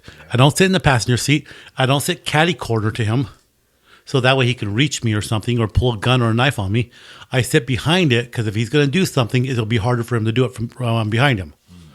And then if he's pulling any funny business, I can easily come up behind him. Yeah. I carry this, I use this like my little security thing. Yeah, that's good. And it's kind of a small thing, but. And you can load the different, like, roofies, drugs in it. Well, and not only that, I can write in fine point in black or blue ink. Save me. We can write a message at least. Help me. Help me. My liver has been extracted. So, just this week. If when they cut off his tongue, he can write out a message, Take me to the embassy. Super useful. Super useful. This is a kind of a cool segue because this just happened. Oh, Mexico. Yeah. Oh, no. Like, the world's falling apart in Mexico right now. What happened in Oh, no, you're talking about Juarez. You're talking about one of the cartels. That too. But right now, they call it the Culiacan Canasco. Culiacan Canasco 2, part 2. I'll explain that in a minute. Are they fighting? Yeah. So New Year's Day, this guy in the Juarez jail, Cerezo number 3, prison number 3, they tried to break him out the first time when I was in Mexico. The first time. Yes. Didn't escape. People died and all that. A pregnant woman dies in a gas station. They burn. Radio stations burn. 30 people have died trying to get the kid out of they jail. did it again on New Year's Day. Wow. Except what they did this time is they did a diversionary attack and they attacked the police station. First, the police station got everybody. And then after that happened, they attacked the jail. Massive assault. Something like, I don't know, something like 10, 15 people died. Like all the prisoners they captured all the guards. They killed them all. You don't hear anything. And so this guy was a big name in kidnapping in Mexico. So him and about 15 other prisoners escaped. And right now, the National Guard's there. Like, Juarez is under lockdown. So they broke out New Year's Day. Someone who was known for kidnapping. Clearly, a big kidnapper. Clearly, whenever those people are trying to get him free, they needed him. He was the only one who could save himself. And so, when they start investigating the prison... You're thinking too hard on so he was the only one who could save himself. So, when they investigate the prison... The Mexican, like the federales, they go in, they investigate. Well, the prisoner's kept in the VIP section. He's got TV, cell phones. Oh, Jesus. He's got like $1 million cash in there. It sounds like the Goodfellas or something like that. No, they're talking. The one El Chapo's son. No, they're talking about the one in Colombia, where he was basically imprisoned himself. Right. No, you're talking about Pablo Escobar. Mm-hmm. Yeah. He had hookers. And I mean, it sounds like a great time in prison. So, if you have that happened. These amazing things it's there. more of a security fortress. Nobody could get him. This week, you have Culiacanasco 2. The war for Culiacan, Sinaloa, which is like the hometown of the Sinaloa cartel, which is a hometown to El Chapo. So what happened, Culiacanasco 1, part 1, they accidentally go in and they arrest El Chapo's son, Ovadio, I think it is, Ovadio, and they arrest him the first time. But the first time was kind of by accident, and the cops were kind of surprised, like, oh, crap. They arrest him. Everybody invades Culiacan. They start fighting. They say, they start rounding up the police officers' families, hostages. Crazy. And until the Mexican government released him, and the Mexican government had came out and said, "Oh yeah, we released him because we arrested him by accident. It was our intention to arrest him. It was just like they downplayed it, really downplayed it. They're like, oh, we didn't mean, we were there for other business, and he got caught up by accident. They let him go. This time, the DEA gave all the intel to the Mexican army, the Marines, and the Air Force, and all them. And they went in for him. And so they went in and they got him and they arrested him. And that town just was an instant war zone. There's videos online of the state highways, cartels from all over just coming to town. Cars just driving into town. You have the Mexican Air Force with a minigun. Like you can see it just gunning something down in Culiacan. Wow. And so they're burning the big buses. There's like something like 12, 15 blockades going into town that they made. Jeez. So the police and the federales, the Marines, they get the son and they take him to the police headquarters. And so what they do is they have a diversion. They send a prison convoy out of the police station saying it's El Chapo's son. Chapito, what they call them, the Chapitos. They sent the El Chapo's son, and like the media follows them, all that. And after that leaves, a helicopter leaves the police station. Makes sense. Goes to the Mexico City with the son. Of course. And all the time, there's a war going on against the military. Jeez. And they're having a hard time getting under control. And of course, the media, the Mexican media, is like, "Oh yeah, well, the Marines are there. We're securing everything. Everybody stay home." And these guys. I mean, so they have these Texan prop planes that we use them too. They're prop planes the military uses, the Air Force, because they can come in low and slow, and they can give you air support. Wow. So the Mexican Air Force has those out there. Like it's like a war zone. This is like. It's January 7th. Oh, this just happened like 2 days ago. Jeez. And so the cartels, so they like to prevent the Mexican Air Force from leaving or landing at the airport, to prevent from any Mexican cargo planes leaving, because there's 2 cargo planes. They go invade the airport and they start shooting at the airplanes. Everybody's running for cover in the airport. All the flights are just like canceled. Like there's videos of it, and you see like the firefighters out there at the airport fighting the fire because some of the planes caught fire and all that amidst all this gun battles going on. Yes, bananas. And you want to go to Juarez next weekend? It was something we already had planned, right? Oh, well, and I was telling her, I was like, let's just get our Airbnb. We got our Airbnb. I was like, let me just pick you up at the airport. We'll go straight there, spend the weekend there. Like, I don't want to go out in town. No. So this is going on in Sinaloa. And Sinaloa is really far south. Yeah. It's south. Yeah. And I was talking to my friend down there in Mexico, and she's in Monterrey, and I said, what do you think of all this? And she goes, well, it's just the Culiacanazuco. And she goes, well, I mean, it happened the first time. It happened this time. It's, the Chapo and all that. And she goes, why, what do you think? I go, I think this is evidence of something bigger that nobody wants to call it what it is. They call it the drug war. And the strategy for the Mexican government, and it's always been the strategy, is always cut off the head. They went after El Chapo the first time. Mm-hmm. That doesn't do anything. That's never going to do anything. They took out the head of the Juarez cartel. They always take out the head, but then it causes more bloodshed because more people fight. Right. Well, not only that, it's like more violence groups. Well, more groups after. Even if you do, you still have new people reemerging, and it's not going to go away. And we're not even talking about the cartel Nuevo Generación. The new Jalisco New Generation cartel. Out of like the 37 some odd states of Mexico, they're already in control of like 30 some odd states. So, I'm telling this to my friend. I go, I don't know. Like this is evidence of something bigger. It's so far beyond. It's so far beyond. If the Mexican government is having a hard time taking control of a town with their military, it's almost like it's glimmers of a failed state. What are we thinking? I mean, we only hear stuff about the border crossings, illegals, but we don't hear any of this internal. It's like an insurgency. Yeah. These cartels, they're becoming more militant. They're shooting at planes, trying to knock the planes out of the sky.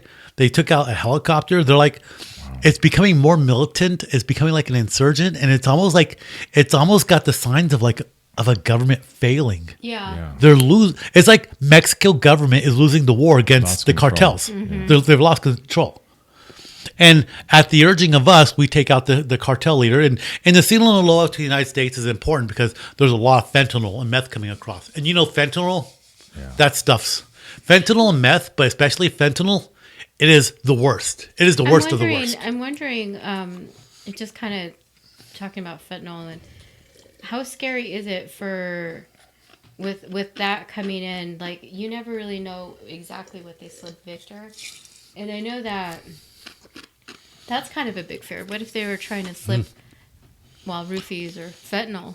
For that matter, I mean that. I told you I was at a club down there in the bathroom, and the guy has a little mint, and he goes, "You want quieres un pajarito?" And I'm like, "Oh, I don't know what that is." No, you never know what the heck you're taking. But like, you're starting to see, like I say, it's glimmers of a government failing. They can't protect their people. The Mexican government. Ultimately, if they don't. So the problem with the Mexican Republic, because Mexico's a republic, like us, we're a republic. Mm-hmm. They've got, I think, 30 some odd states, I believe, like 37. Mm-hmm. But look at Russia. Russia was always ran by the oligarchs. Yeah, they're very corrupt. They got the money. Their hands in all the businesses and all that. Right. Mexico is ran by the oligarchs. Yep. Even though it's a republic, you've got oligarchs that make decisions. You're going to be the next president. Yeah. Look at was it the PRI for 30 some odd years? They had a president that they had the presidency for 30 some odd years. They would hand pick the successor up until the 90s or something like that. Mm-hmm. And so the oligarchs and the oligarchs, they're running their business and all that. And one thing I had heard from this one guy, he said, he was a former cop, and he says, he goes, the thing down there is when they let the cartel bosses get big, but when the cartel bosses get too big, then the oligarchs go ahead and let the cartel bosses get caught. They call the shots and say okay, take them out. So if the oligarchs are running the government and the oligarchs are fully involved, not directly, but the money's coming up to them from the cartels, from the smuggling, from everything, they have no reason to change anything. So the government, there's no wholehearted effort to we're going to do this. Yeah. None. Yeah. So you think about that. And now that you see more and more, and the Sinaloa cartel, they're big, but they're not the biggest anymore. So how does this affect tourism in Cancun or Cozumel? Well, so the thing with the tourism, the cartels, they diversified. So they own hotels, they own businesses. So that's why when things got really crazy down there, the tourist spots weren't getting hit, right? Because they were starting to diversify. Look at what happened with avocados. They were going to the farmers and taking over the avocado fields and saying, these are ours now. Because it's an export, and so much they were getting so much money from that. And that only happened a year and a half ago, that they were taking over the avocado fields because they saw the cash cow. So they're diversifying. Yeah. So they're not going to mess with the tourist spots because they make so much money off of it. But you do see from time to time, you do see somebody. Some stuff. You do crime stuff. There was an Ohio dentist recently. Him and his wife disappeared down south, in Guadalajara or something. Ooh. Yeah, him and his wife, and I think 2 kids. Nobody's heard from them. Yeah. You had a girl on a cruise ship that disappeared in Mexico 10, 15 years ago. Oh. They think she was sold in the sex trade. But you see it look what happened to the Mormon family. Remember the Mormon family? Oh, yeah, the Mennonites or the Mormons. It was Mormons. They're in the border area. There's a lot of stories about that. You had some stories about that it was a revenge killing. It was the cartels were sending a message to the Mormons. Don't move down here. And then, because there's a lot of Mormons out. It's the largest Mormon community outside the United States. But another story was they were going through a checkpoint and they were like, "Oh, we can't stop!" And they ran. They hit the brake, they hit the gas, and they took off. And they caught up with them and shot up their vehicle and killed everybody. You know what I mean? Yeah. Because you go through the checkpoints and they shake you down for money. When cartels set up checkpoints. But look what happened during COVID. The cartels were quarantining people. The cartels were telling people nobody come out, you're being quarantined, and the cartels were going out and they were stealing shipments of oxygen tanks to sell them, and they were getting the COVID test to small communities, and it's kind of funny because they were at one hand, they do these things where they act like the Robin Hood, Escobar building a soccer field in every little village. like El Chapo, the original Chapo, right? He would buy Christmas gifts for a whole little town. Yeah. I think that there's something to that because then you're winning hearts and minds. And you can, they're not going to turn you in, or they're going to turn a blind eye. They're going to be like, no. This is a good man. I don't care what people say. And they'll know, but if they're getting something in return, then they'll allow that stuff to happen in their city. I don't know. Like I say, this whole thing in Culiacan with El Chapo's second son, or Sunday. You weren't worried at all when you were. No, I wasn't worried at all. But I was watching it, and I was watching what was going on in Juarez, and events, like going out to Juarez during the day. I think it'll be fine. Just kind of like we're going to a nice area, just kind of get in, just no need to be out all night or anything stupid. But not right now. But all I could just think was like, is Mexico failing? Yeah. And what's funny, okay, and it's funny because you think about the people coming from Mexico. Well, you can't blame people for wanting to get away from this madness, right? Yeah. Bringing their children. Yes. People that work, we've talked about this, they work 12 hours a day. So they're coming up from Venezuela, too. Yeah, and Venezuela's crazy, though, too. That's a whole different conversation. Let's talk about Mexico. So Mexico, people work at the maquilas 12 hours a day, 5-6 days out of the week. They make like $150 a week.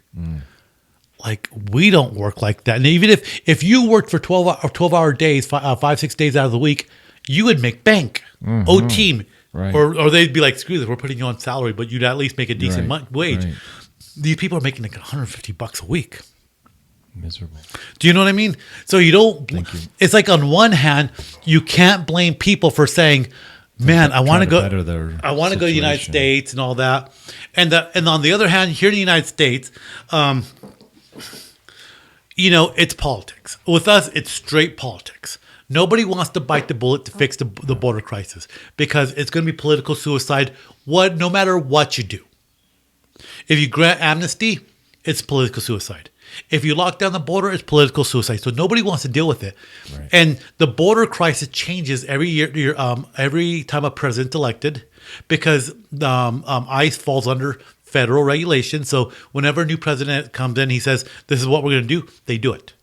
What happened with Kamala Harris? She spent like the first 6 months of the presidency down in the border areas. And I don't know. Did she come down? No, I don't know if she comes down anymore. No, but they said they drop off they drop off the immigrants in front of her house though. Oh, they do. Yeah. Right. No, but Biden's going to be in Mexico. I think next week. Yeah, and then he's going to visit the border line. He's going to see all that stuff. But here's the thing. So what's broken about the border though is the process to get in. It's difficult for Mexicans because Mexican's not a favorite nation status with the United States. No. I didn't know that until I started looking up visas because last year they granted like 30,000 new visas and like you can get approved within a week. So I was looking that up and I was like, I'm gonna get my friend across. Right. Only to certain favorite nation status countries, a lot of Latin American countries, but Mexico's not favorite nation status. Do you think with all of our interactions with Mexico, you think that you would think, right? Yeah. So. I don't know. Like I say, this whole Culiacan Canasco thing, I don't know. It's kind of crazy. Like, it just kind of goes to show. Like, again, I'll give me a little extra green because I know you like the green, but it kind of, like I say, it just makes you wonder, like, what's really going on down there? Does the government really have control anymore? No. That's kind of what I was left thinking. I was like, what in the name is this? You could say that about anywhere. Yeah. Absolute power corrupts absolutely. Yeah, and it's the people with it's the oligarchs. They were given something for either for kickbacks they receive or and okay, in Russia when they became not the Soviet Union. When they became Russia and they became like a republic or democracy and all that, right? Right. All these oligarchs, they were given control of they were given control of the old state operated businesses. So back in the old days, it was all state owned. Right. So these oligarchs cozied up with the politicians. The politicians hooked them up, or they sold the companies at a really basement bargain deal. And so they made tons of money off of these old Russian companies. For their political support. And so now they have all sorts of money and they have a lot of political clout. And so those are the oligarchs that call the shots out in Russia, right? You know where we should all move to? Hawaii. Well, Greenland. On your map, look at it. Nobody ever hears anything about Greenland. That's my Christmas gift. Isn't that nice? I love it. And That is really cool. You put pins in there of everywhere you've gone, and I still got to put more pins in. And the silver pins are your favorite places you've gone. Nice. But seriously, Greenland, have you ever heard any bad story about... Good story for that matter. Too. Hold on. It was... Yes, I did. Something. Not a bad story. It was Greenland or Iceland. That there was a quiet revolution there, like in the late 90s or around the turn of the century, that they were going to a centralized banking system. And the population didn't agree, and they raided their parliament or their whatever they had, kicked out all the politicians overnight. It was like a violent-less revolution. Okay. And elected all new people, new president, new everything. So, I mean, it seems like, look how big Greenland is compared to Brazil. And Greenland, even the United States. So is that the scale? No. Okay. So there's different maps. These maps are horribly not to scale. Okay. And Greenland looks bigger than it is, although Greenland is big. There's like different kinds of maps. So like, if you get a map that's actually accurate, there's a name for it. Like look at Africa. Africa's pretty big on there, but on a 2-scale map, Africa actually looks way bigger. Way bigger. Like the United States, here you go. Whoops, hold on. 2-scale, the United States fits like within the top half of Africa. Like within like the Sahara area. Yeah. So like these kind of maps. There'd be a revolution if they did it to scale, because then they'd realize who really has the power. Well, there are maps you can get that are to revolution are to scale, but this is the most common style map, and there's a name for it because it lays flat. Yeah. It lays flat, and when you're doing geography and all that, you know what I mean. Sure. Ooh, look, he got the layers on yours. And a lime. And a lime. Ooh, thank you, Mark. Nice. Mimosa hour. So yeah, Australia's bigger. Like Russia on here is big, but to scale, it would just dwarf. It would dwarf everything. Yeah. Russia would be so big it would dwarf everything. If it's a 2-scale map, and there's a name for it. That reminds me. I saw a documentary about 2 guys on a motorcycle that went across Russia, or they left. You know, they left. I don't know, some England. And they rode across. They were going to ride around the world. I was following a girl on YouTube that was doing that too. Mark Hamill. Mark Hamill? And somebody, his best friend. Wow. And, really? Yeah. And so you know, he said he was talking about the map situation.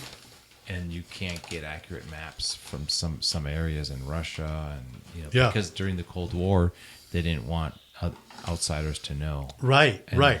So the science of map making is super interesting. There's about 3 or 4 different types of map. This is the name for this is the most common type.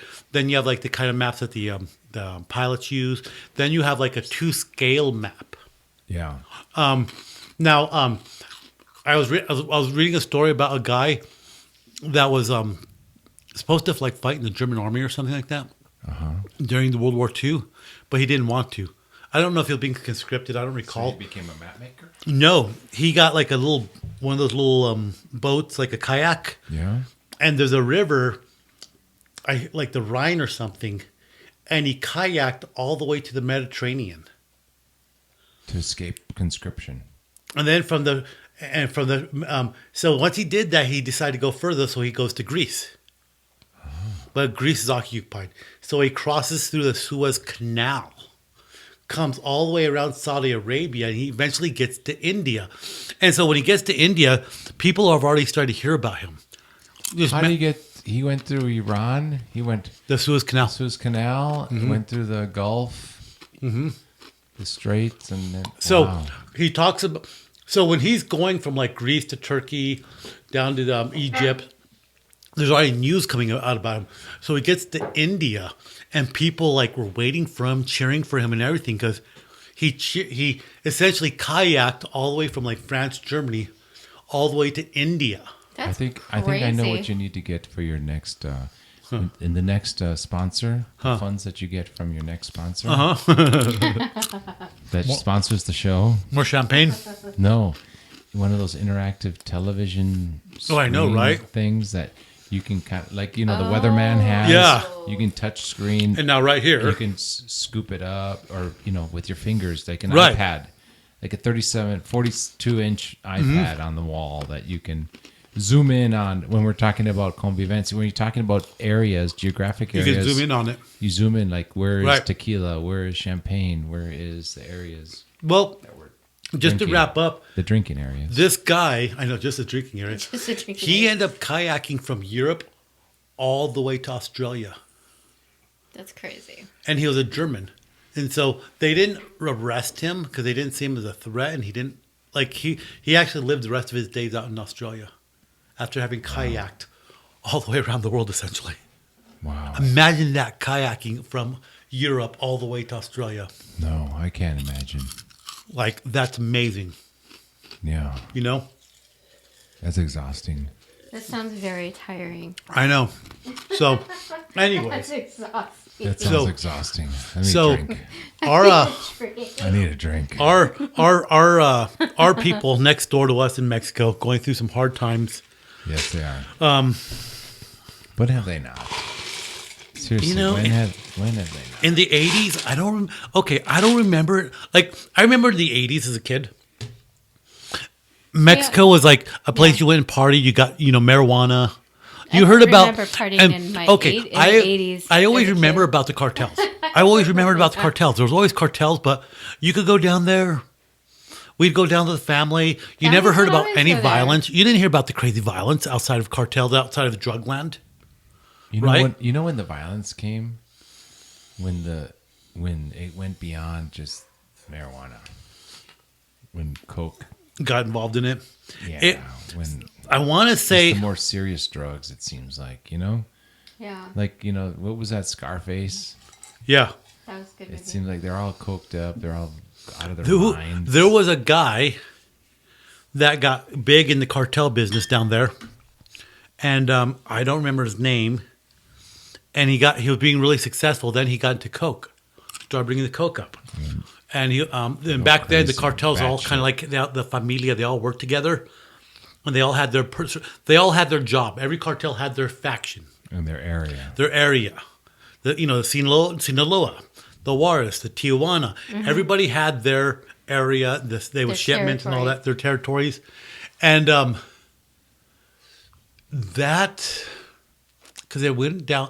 It really went down after 2000, and there was one head that somebody was killed back then, and all the cartels started fighting like deadly fighting. So, like, if you looked at. I was watching some documentary about Yellowstone and the packs of wolves that live in Yellowstone.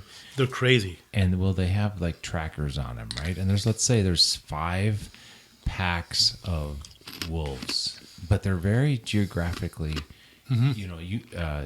separated. You're unified. Mm-hmm. So they showed a map of the whole, let's say, the state of Wyoming, and they showed very specific areas of, lower left, lower right, upper right, upper left, and central. And it looks like a checkerboard. Yeah. It was very distinct. They stayed out of each other's territories. They didn't go around, it's just very specific. The pack was this pack. They don't try to overtake each other's packs. They don't. Areas or territories. Even the super packs don't. You know what's kind of curious? I was reading this article about this guy that like an animal, wildlife kind of person. And he's talking about wolves and all the memes about wolves take care of their own and the alpha and all this. And he starts saying, let's talk about myths. And he says, there is no alpha male wolf that sees over the whole pack and he takes care of their own and wolves take care of their own and go out of the way. He goes, that's a bunch of hogwash. He goes, yeah, there's always a stronger dog out there and the stronger dog will eat more. But That's with any breed of animal, It's not essentially. like a Kayla. It's not. Yeah. Well, Jeanette, tell me a little bit about what's going on in your life. I took over here, Jeez. Jeanette. Talk about your Mexican we were stories. talking about that. I'm just like, It got wow. intense for a What's second, your right? New Year resolution. What do you? None. Did you talk about those already? No, we No. haven't. So when we started about New Year resolution, and we're putting it out into the universe. Not really a resolution because we don't want to fail, but a good way to start the You new have to year. have low expectations. Remember? Yes, low The expectations. chips. Oh, Yes. we're gonna do it. We said we're gonna do like a normal kind of schedule, like within a 2-week yes. range on this. Okay. Yes. Kind of put it out there to kind of like just Make more. it happen. Yeah. More frequent. So Jeanette, tell us about your New Year's resolutions. What's his name? Or what's his name? I got none. or her name? We don't. We don't know. We don't No, discriminate. I got none. Oh my gosh, this is amazing. There's a bunch of. There's a lot of different Okay. snacks in this bag. So Oh my munchies. God. Have you never had munchies? no, are you serious? This is all. Did you mix them together? No, they or is come like this that. all- That's called munchies. There's Doritos. There's Cheetos. There's Sun chips, All right, so pretzels. a conversation about this needs to be had. So I'm talking to Mark as I'm going through Walmart, and he says, "Bring some snacks," and I'm thinking, crackers, some cheese, Okay.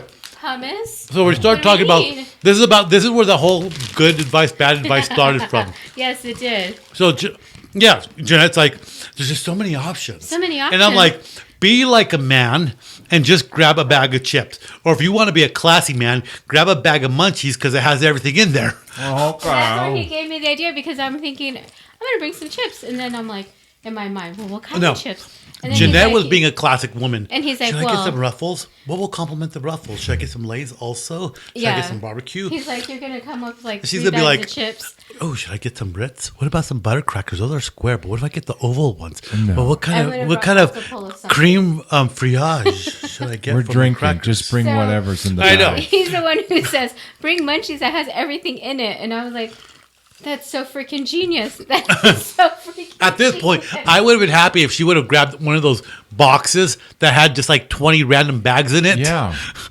Be I a mean, man. Just grab this some. This is so freaking genius. I wish I would have known. I have to tell others. I have to tell more females.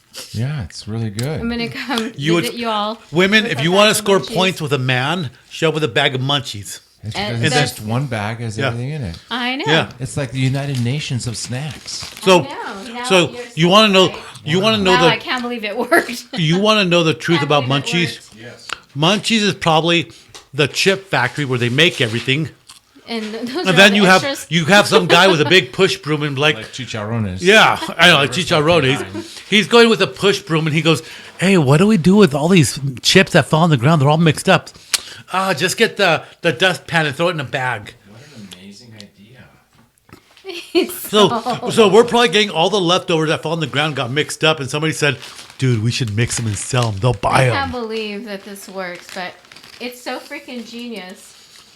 So, I'm gonna start doing you're, this. So you're, I don't know if I believe in New Year's resolutions, but I certainly think of, it did hit me this year about, man, it's 2023. Not because it's, last year was 22 and tomorrow, next year is 24, but it's just a new year. It did hit me. There was a moment of like a couple hours one day when I started thinking, holy crap, a new year. This is a lot. It's momentous, right? Right. There's something meaningful about having a new year. So curious. Okay, so I think maybe if Jeanette, if you're going to talk about like, rather than talking about New Year's resolutions and whatever his name is, maybe he should be Whatever a his goal. Maybe you should fair turn call. into, because I think goal setting is it gives you room to grow and measure. We met her goal for her Yeah. new job. Yeah. What's your new goal? How many new? Remember How the many? last goal? how many She got new that men- promotion? How many new men do you want in your life this year? What's your goal? Wow. At least 4. Because you see how what we At did least last one time. every quarter. So So January, February, March, April. last May, June. year, I spoke to Quarterly. one a quarter. last year I spoke to a friend of mine, I'm just kidding. and he Definitely says not. 2022 is going to be good for you. Make your goals. Oh, you know what it is? And I said, well, no, I said, well, I definitely want to travel. You I did. want to make some money. And I don't know. I just don't want to have to worry about stuff. And January 14th is National Vision Board Day. National Vision Board. Vision Board, not Vision Door. January 4th, huh? January 14th. So It hasn't Happy happened yet. Feliz Reyes, boys, girls. right. How did We had it a happen? roscoe yesterday. Did you eat one? Ate With two. frosting on the top and They're so good. baby in the middle. Didn't get baby Jesus this year when I cut the bread, the king's bread. Oh, I got baby It's- Jesus last so year. so people that if for our two people that are listening, there's this thing every year called Day of the Kings. When the three wise kings, they make it to Jerusalem, bring their gifts to baby Jesus. So in like really Hispanic cultures, they celebrate it, and you buy what they call a rosco, and it's a big round bread, like a sweet bread. It has like these yellow and green marmalades. We had one that had figs on it. In New Orleans, they have these things. Yeah. King cake. King cakes. Well, there we go, because it's like very Spanish, right? And then the French influence is also very Catholic. So you have the Spanish and French influence, which is Why the Catholicism. 7th? It's after Christmas. The But baby's already been born. that's when came to see the the baby. kings arrived, the Day of the Kings, They arrived after Christmas. right? With bearing gifts, After New Year. right? So is then so good when with they pretzels. bake these cakes, they put like 2, 3, depending on the size of the cake, they'll put a couple of baby Jesus in them, little baby Jesus. And you cut your piece, and if you get the baby in like something like on the 12th in 6 days, you have to bring like food, like gifts. So basically, like for Mexicans, you bring tamales, and everybody eats I brought a tamales. dozen tamales last So I brought tamales last year too because I got it. It's kind of a cool tradition. It is. It's kind of a cool tradition. In the U.S., I think they stopped putting in the baby Jesus because somebody choked at some point. You see, this is why we can't do fun things. Because people just don't pay attention. So instead, I would put one of these Cheetos in it, and if you ate it, so what? It's food. If you get a crunchy piece of cake, Look, and it's a Cheeto. if you swallow baby Jesus, it's 10 years good luck. I mean, how can anything happen to you? If you know, swallow if a you plastic choke on baby Jesus? Right, Jesus, thank you. it seems to me like you were being spited. It's a blessing, by not a God. curse. So last year Blessing or curse. I was setting my goals for 2022. And then one day my buddy comes up to me and he goes, Mark, I had like a dream, almost like a vision. I go, what's that? He goes, I had a vision you were going to go on to like a big vacation this year. Oh. Did you? You Went to Colombia. Uh, And I kind of haven't stopped since then. Yeah, but he's been that's not just traveling. one. Oh my God. You just kind of going back. So I need to go see him. What? I need to go see him. Yeah. Yeah. Your friends? Mm-hmm. Nice. Like, I got some interesting friends. Good people. But I think goal setting is appropriate for Goal setting is 2023. good. Like, I think I'm going to do be realistic. Be realistic. a motto instead of a goal. Or not a goal set, exactly. You want more like of a saying? You want to be a model? No, I want to live intentionally. I don't think that's enough, though. Damn it. Because Give being me a- intent, give you me can be a- intentional in a What lot of if I things. just- What's an I'm example of that? intentionally drinking this beer with intent. Well, okay, but that's kind of lame. What's something What? you haven't done, and maybe you thought you were thinking about last year, but you haven't done, and would be worthwhile to do this year? Well, I still haven't gone to see my sister. Where she live? She lives in Germany. Okay, Actually, that should be the goal. one I already started making plans for that. Well, okay, but starting to make plans and actually doing it is two different things, right? We could start doing plans 3 years ago and not do anything about it. When are you going to Germany? Let's ask you that. Be specific. I want to go in August. Okay, Jeanette wants to go to Germany in August. How are you going to make that? What needs to happen for you to be able to achieve that? Well, I have to renew my passport. Okay, first My step, get your passport. Is going to expire this year. You know what? Do it in a small little town like Hatch. and I you know. get it I fast. remember. I remember what you said. Yeah. Okay. So steps to going to do your trip. And I think everybody should do this.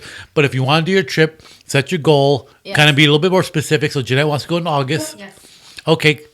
You have- Sorry, In I have order to to go renew first. your passport, you need to make an appointment with the passport office. So on Monday, call and get an no. appointment. Do it online. Oh, You do it online. You go online and you take care of it Renew online. Your passport. I mean, You have to mail it in, don't you? But you fill out the paperwork online, then you make the appointment to go to the post office to take care of it. But if you go to Thank yeah, you. but if you go, I think my thing's open. So Yours is yeah. better. Should I still take this? Or do you have? Well, you can if you want. Okay, So, take it. It's like so you if said you you go like it. in big towns, if you get your passport to big towns, the waiting line is like 2 to 3 months long. Whereas if you go to a small town, like a really small town, like I said, Hatch, New Mexico, you could usually go the next day. They have an airport. They have a passport office in Hatch. Post office. Not any post office. That's why I got it done. I got mine done there. The downtown one by my office allows it, but not every post office has it. Well, I imagine if that's the only post office there, So if you go to the Hatch one, you can do it the next day. because they have it open there. So when I was trying to get my passport fast. Okay. So here in our town, the 2 post offices that did it here, it was like a 2 to 3 month wait. To get the appointment. Yeah. Yeah. So then I started looking in El Paso, Texas. Every post office there booked 2 to 3 months out. Then I looked beyond El Paso to like Socorro, Isleta, same thing. Like, dang. Then I thought, I wonder if Hatch is on there. Yeah. Made the appointment for the next day, and I drove out there that morning. That's good. Yeah. But once they mail it in, it's the same time. But it was fast. So, I mean, I actually paid to have it expedited. Yeah. Even still, whether you have it expedited 3 weeks from now or you're able to do it expedited to the same day, next day, you save 3 weeks because your other places you couldn't even get an appointment. Right. No, you saved like 3 months. Oh, wow. Yeah. You couldn't get an appointment for 3 months, here at the airport, at the... It was nuts. It was nuts. Well, I don't know what mine is. I'm kind of in limbo. What's going on? I got accepted to a program out of state, but I don't want to leave the kids.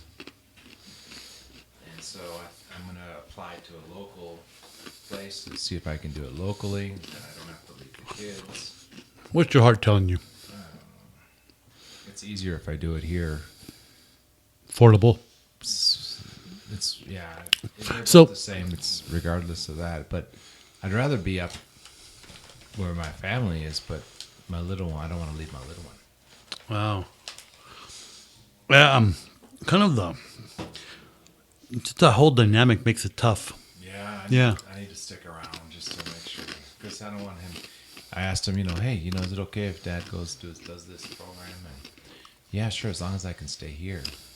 And he can't. He wouldn't be able to because I'm not going to have the other boys take care of him at the house.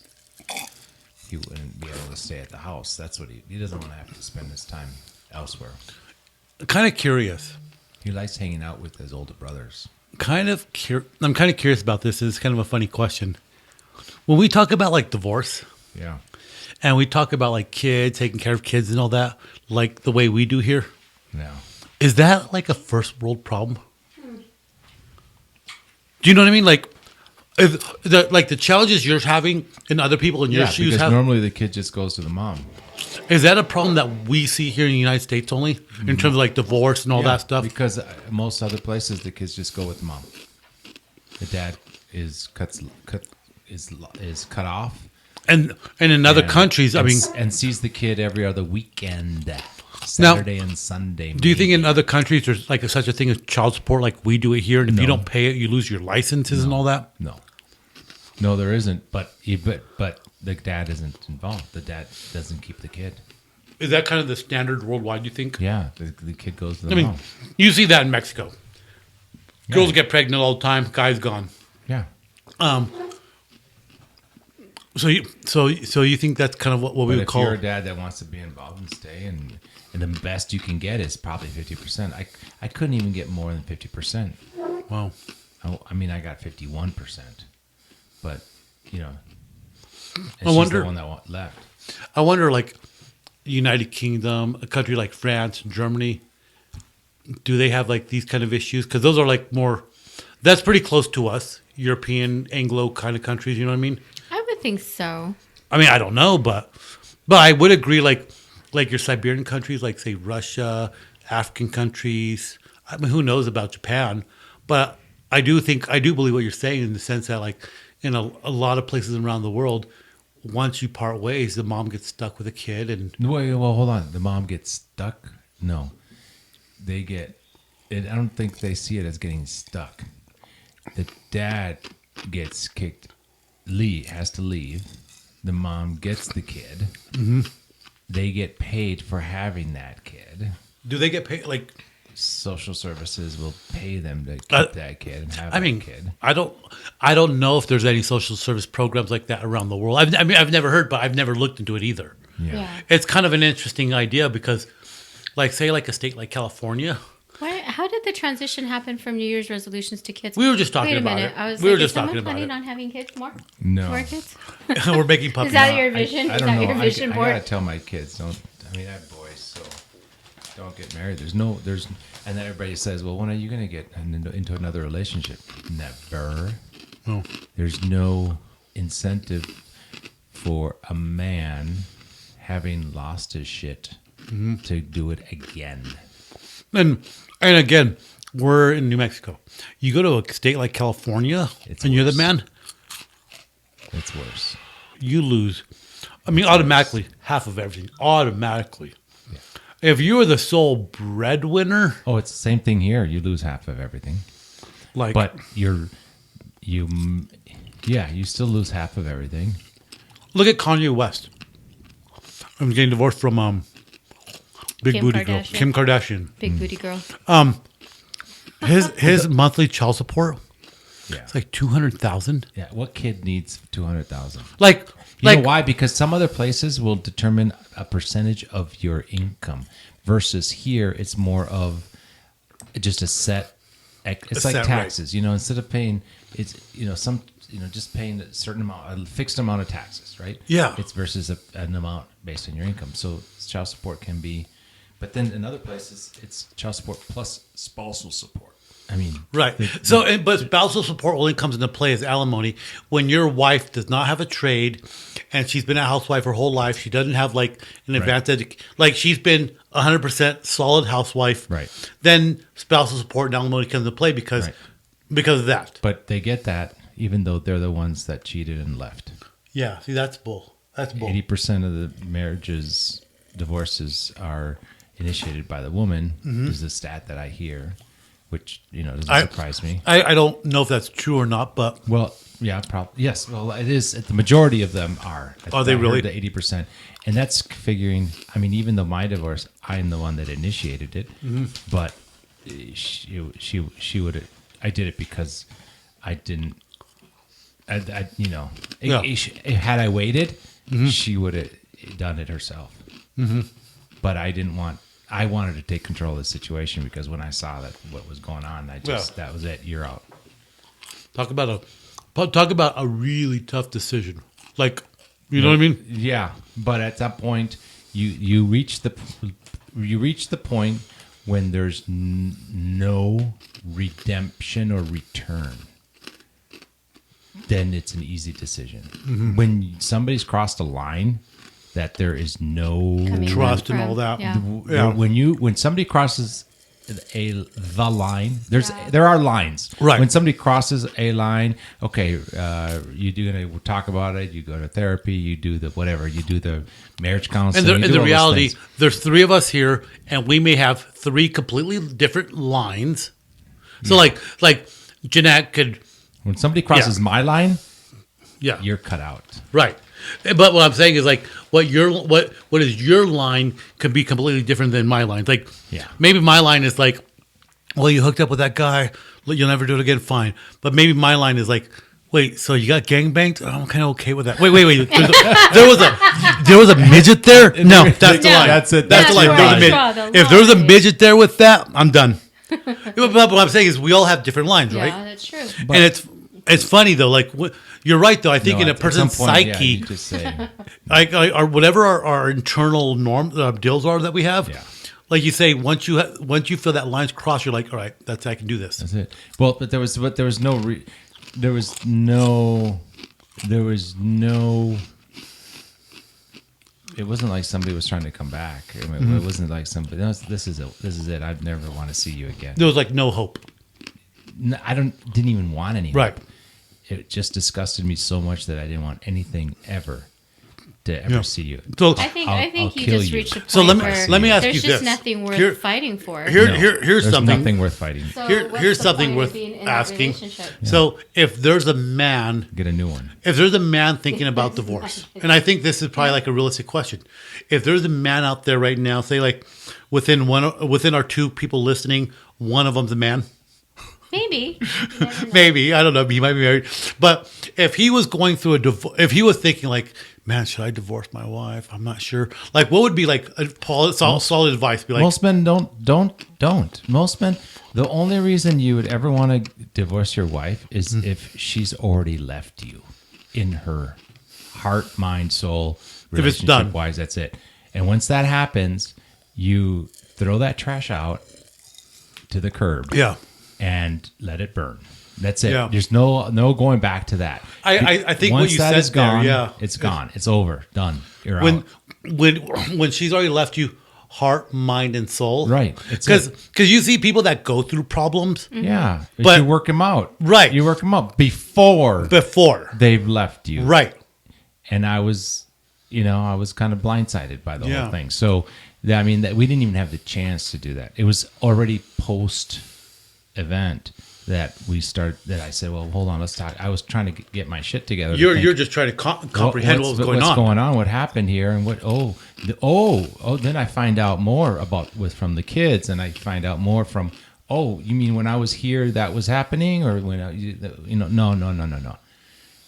And then when you guys know the story. You've been You're with me right, since and then. it's funny because it's like it wasn't like it gradually grew. It's like you It showed happened. up, Yeah. and it was like And bam. Bam. It just dropped on you. Yeah. It's like, holy cow. I say holy cow because of my Midwestern upbringing. Yeah, but holy You know what? shit.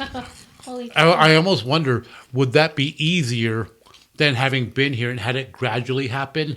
And it like when it gradually happens, there's no disconnect. You would have had You would have arguments had ahead it- of yeah, time. you would have had an You would inkling have of been it. Yeah, you Right. would have had arguments. You would have you would You would have have had maybe multiple Something- opportunities Jeanette, to get closer to your mic. Pull your try to mic make out. it Yeah. work. There you go. but I think it's curious. Like, Yeah. but I think what you said, like, if you feel that somebody's left you heart, mind, and soul, Mm-hmm. you have to realize that, like, look, it's done. It's done. Because Because if you don't know what the shoe's going to drop, and you got to Yeah. take control of the situation, because you got your own sense of self-worth, Yeah. and said, no, Yeah. that is a line that I would not accept again. I'm not taking leftovers. you very well knew in your heart what your line was. Like I say, I didn't. You didn't know what the line was for you. You just You don't know. You don't plan these things until they happen to you. and then you had to make a decision and Then you go. make a like if you're walking down the street and you see in front of you a little old lady who trips and falls, are you going to? You don't plan ahead. If I wake up today and I see a little old lady trip and fall, am I going to stop the car, get out of the car, go over across the street and help her get up and get on her stroller again and walk? And Right. You don't plan these things ahead. Yeah. You're blindsided by them. Yeah. So ahead of time, it's nice to know yourself a little bit and have if something, Maybe if and this maybe happens, that's the key. Know yourself. Know yourself. Yeah, Have that's a good have some, good advice there. and then that's why. And then when things happen to guys, they are quiet not because it doesn't affect them, but because we need to taste this in our heart, in our soul, in our mind. Well, what is this? What's happening? And then you get back to them later and say, no, that's not acceptable. Right. Wow. Doesn't mean it didn't affect you. You're just quiet. You're just, well, why are you not talking about this? Well, hold on. Yeah. Step away. Let me. I would agree with you Because about that. if you keep Yeah. approaching me on this, I'm. Yeah. I am curious. I think you're a smart guy and you've been through a lot of things. So having gone through the judicial system side of that, Yeah. did that surprise you at all? Like how the judicial system works in terms of divorces? Was there like any surprises that you're like, what? Yeah. Yeah. Like it's been. I don't know. I've been divorced since April, but we're almost in a year now, and the financial aspect hasn't been completed yet. Wow. That the judge could say, okay, you're divorced, but I'll figure out the rest later on. And it's a year later. I'm still having that over my head. that I still have to pay. That I'm takes still so paying. long. I mean, the $30,000 With a lawyer? Well, let me add another. My retainer was 12, so 12 plus 30. I owe 25 right now. I just cut a check every month. It's like a credit card bill. Thank you very much. Every time the lawyer gets something from the judge or the court, they have to fill it out. They hit the little timer, like, right, we're going to bill you for this much. $350 an hour. Wow. Wow. But the fact that one person, this judge,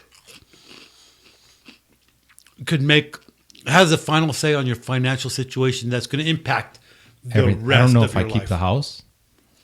My lawyer thinks I will because she hasn't been in for the past 3 years. But they could go the other way because this is my second judge. First judge imputed my income at my San Diego wages. Which, from that to here, that's like... You know what I was making when I was here. That's... My San Diego wages were a third of that. But they said, you got your master's, you've earned this is your income, this is your tax returns, everything else. So you're allocated a salary of 6 figures. We live in a town that doesn't even have 100,000 people yet. Imagine. And so that's what it's like for the guy. And she's the one that cheated and left the house and wanted to go get her own little apartment with no bed for the kids. She left the kids at home and everything. So I had all the expenses, all the maintenance, and everything else for a house that we bought together on both our incomes, both our names on the Everything. on the paperwork. So I can't even refinance the house because the court hasn't divided the assets yet. A year later, and the court still... Oh, no, let's see. How long has it been? 2019?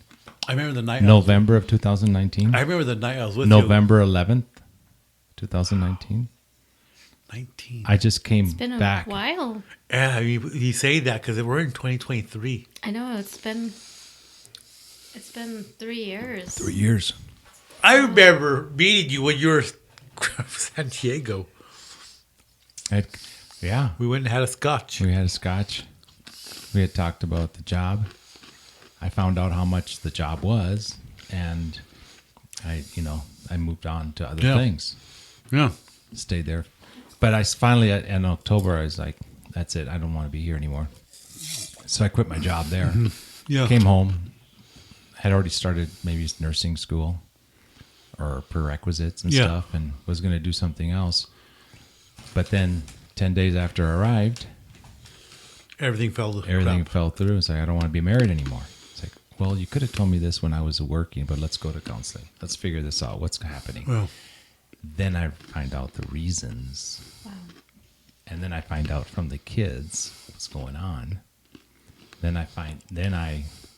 Obviously I lost my shit. that's for crazy because that's not even year. between the parents anymore. Like, No. You're kiddos finding are this stuff involved. out. Kids yeah, were you're involved. finding all this stuff out from the kids. The kids. Anyway, so this has all been a recovery 3 years later. Still, but the judicial system is still hanging over my head. That's just how much I'm paying. Imagine what has to pay on her side. Yeah. She probably has a $30,000 bill too. It was funny because I was listening to this guy being interviewed, and he's talking about divorce. And he says, when you get divorced, you want to split everything in half, but you don't because you get a third, she gets her third, and the lawyers get the rest, essentially. Yeah, well, no, not necessarily. They get, I remember meeting a lawyer, and they said, well, this is pretty clear cut. You're going to do 50-50? Yes. You're not fighting for custody? No. They should have their mom too and whatever. Mm-hmm. I didn't know any better. I should have fought for custody and just thrown the book at her thinking she's nuts. But I didn't know any different. But Right. I mean, how would you know? Like, fight for custody, number one. Right. Okay. So because then you don't get shafted with having to pay child support. Right. If you don't have custody, then you should be paying child support. Right. But if you have 50-50, then neither one of you pays child support. So we don't have to pay each other's child support. It's not an issue. Right. Spousal support, it's nothing because she's a medical professional. I'm a medical professional or, healthcare. Yeah. And so neither one of us has to pay each other support. Right. It's just a clean cut division of assets. Your properties are divided in half. You buy out the person or you sell it and you move on. Wow. Whatever. Wow. And then the 401ks, your investment accounts, everything's got to be bank split. accounts, everything you had worked for the past 30 years gets divided. Fortunately, I worked for 10 years before being married. So that goes into So 20 years marriage, 10 years having worked before, that doesn't get counted. That's why I got a lawyer. They do the math, essentially. Because they did the math and they saved me $100,000. Wow.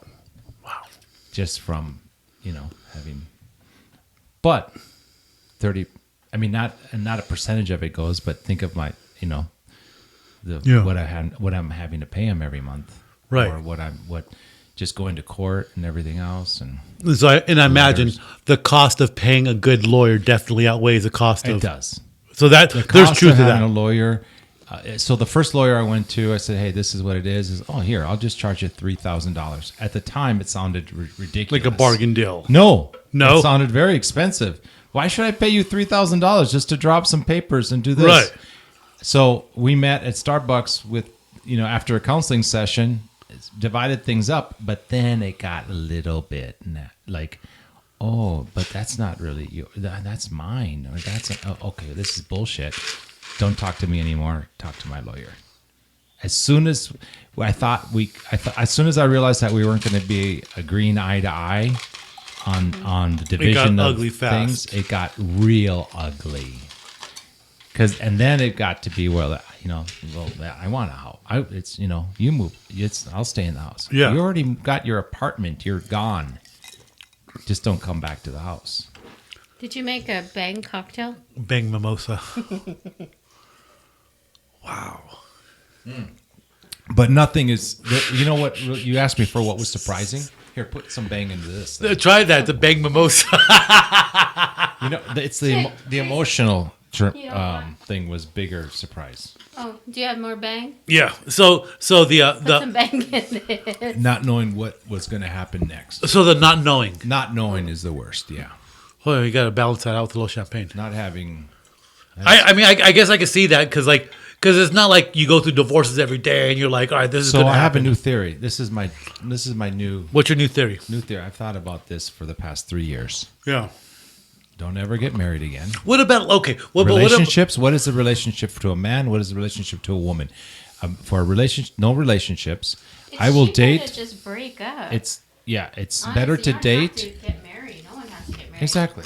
Nobody has to get married. But what about I don't want kids. What about like a prenup though? What about said those can be thrown out the door? Can they go out the door? So prenups don't have very much legitimacy. No, I from what I've heard, prenups are not very. They're not can't be all. I mean, because we're not movie stars and we're not rappers and we're not talking millions of dollars. So a prenup could be done, but I don't know if. Yes, okay, a prenup, whatever you have, whatever I have. I mean, unless it was specific, I guess that would be the difference. And maybe I don't know. Even still, you know what? Right now, I don't care about a prenup. Yeah, because I'm not going to get married again. Yeah. But if it's different for somebody who hasn't had kids, for somebody who's is younger, for my own sons. Okay, I mean that's different. And he has nothing. He's going to graduate. He's got his future ahead of him, career, whatever. Yeah. But it's totally different. But for I think for like an adult, for me, like us. For an adult, well, no, you don't have kids that you acknowledge in this country. So what I'm saying is that a prenup for you, yes, a prenup for you could be yes, because it wouldn't get ugly because there's no children involved. It's not. You don't do it for the children. You do it for your finances, right? Assets. Well, that's what I'm saying because I don't have any kids. So, like, say my asset was I have a house, I have my 401k, I have like stocks and bonds. Everything that you had prior to entering should still be yours. Right. So getting a prenup saying, taking a baseline snapshot of where you're at now shouldn't be involved in your divorce. But think of it this way, Mark. I mean, both of you, 50% of marriages fail. What's the percentage? 50% maybe? Is it 50%? Like around 30%. Now it's 30%? No, because I think I was researching that for a while. That doesn't seem right. No, I was researching this for a while. I was researching for a while, and because that always came up in bar talk. Oh, like this many marriages fail. Actually, is it a fallacy? It's actually a lower number than you think. Okay, so let's just put it this way. So whatever it is, would you get on the airplane? We've talked about this. Would you get on an airplane if there was only a 50% chance that you actually make it to the next, landing? No. even at 30%. Even if it was a 30%. And I'm not saying, well, that's not the same thing. A plane crash. Fuck. How many men just kill themselves at 50 years old when they've been married for 20 years and lose their shit over it? Yeah. I mean, that it's real. It's real. It's really bad for the man. Yeah. And you know what? Women think they're better off, but it's really bad for them too. Because now they think they're still valued. Now they have kids in tow. Now they've been damaged. You're right. Now they've got baggage. Now I'm going to take the kids. I'm going to go do this. Well, that's bullshit. Take the kids and see how many strong, men are interested in you. Beautiful woman. I'm successful. I'm amazing. So what? Yeah. You're disagreeable and you are argumentative. Mm-hmm. Who wants to be with that? Yeah. That's not what a man wants to be with. Right. Well, disagreeable and argumentative. Well, here's the thing about men. And I'm a female, and I don't even have an opinion about it. Here's the thing about men, though. Hilarious. Here's the thing about men. There's always, I don't want to say a loser, but there's always somebody that wasn't good relationships. Maybe they have a good job. And so when they come across a divorcee that they find attractive, that they'll swoop at because, like, they didn't have a shot at the hot chick. Or, you know what I mean? Like, how's that saying? One man's garbage is another man's treasure. Yeah. That always exists. And so I think that always feeds into that fallacy of like, I'm better off without you and I'm going to be amazing. Well, there's always a chump out there that never had luck with women. And when they meet that divorcee and all that, and they're, you know what I mean? I think there is some that is true, but I think where you're coming from though is spot on though, because you're right. Like you're not that hot 20-year-old that you were. Not the same value. No, but I also think that it's not so much age or children. I think that when you have an ugly heart, it just follows you anywhere, and people see it. I mean, absolutely. I mean, that's absolute. Like, who's gonna want to be with anybody who's just... They don't see that. That's not what's shown. Yeah, no, you only find out later. Mm-hmm. No, it shows. I don't know. You must be a very good evaluator of judgment of because when you meet people, when you're meeting somebody for the first time, I'm looking at their heart. No, I'm just kidding. They always put the best foot forward. You'd be surprised. No, you'd be surprised that people. What you think the best foot forward is may not be the best foot forward for someone else. And sometimes let me tell you. You never know when you're dating a woman. When you're dating a woman, really and Dario. Oh, when you're dating beer, I'm gonna go grab another beer. Yeah, there's a 6-pack. I feel like I'm the man here. You guys are with your cocktails in here. So when you're dating a woman, and Dario, you know this, right? Like when you're dating a woman, she always wears that sexy thong. But after she gets married, then you pull out the white holy underwear. You always get the best treatment. Then you get the old underwear after you're married. That's why women just need to lay it out there. Just no. From the beginning. Everybody brings their best to the table. You date. You're with this person only in as much as it's beneficial to you. Because you know what? If it's not, they're out of here. They're gone. There should be a book written about this. I'll be right back. Oh, there's plenty. I'm sure there is. I think Jeanette is getting triggered. I think it's a micro trigger. Jeanette, are you getting upset with us? It's getting real in here. No, seriously. And I honestly, I've never said this before. And, since there's only 3 of us in the room, you, me, and one other person listening.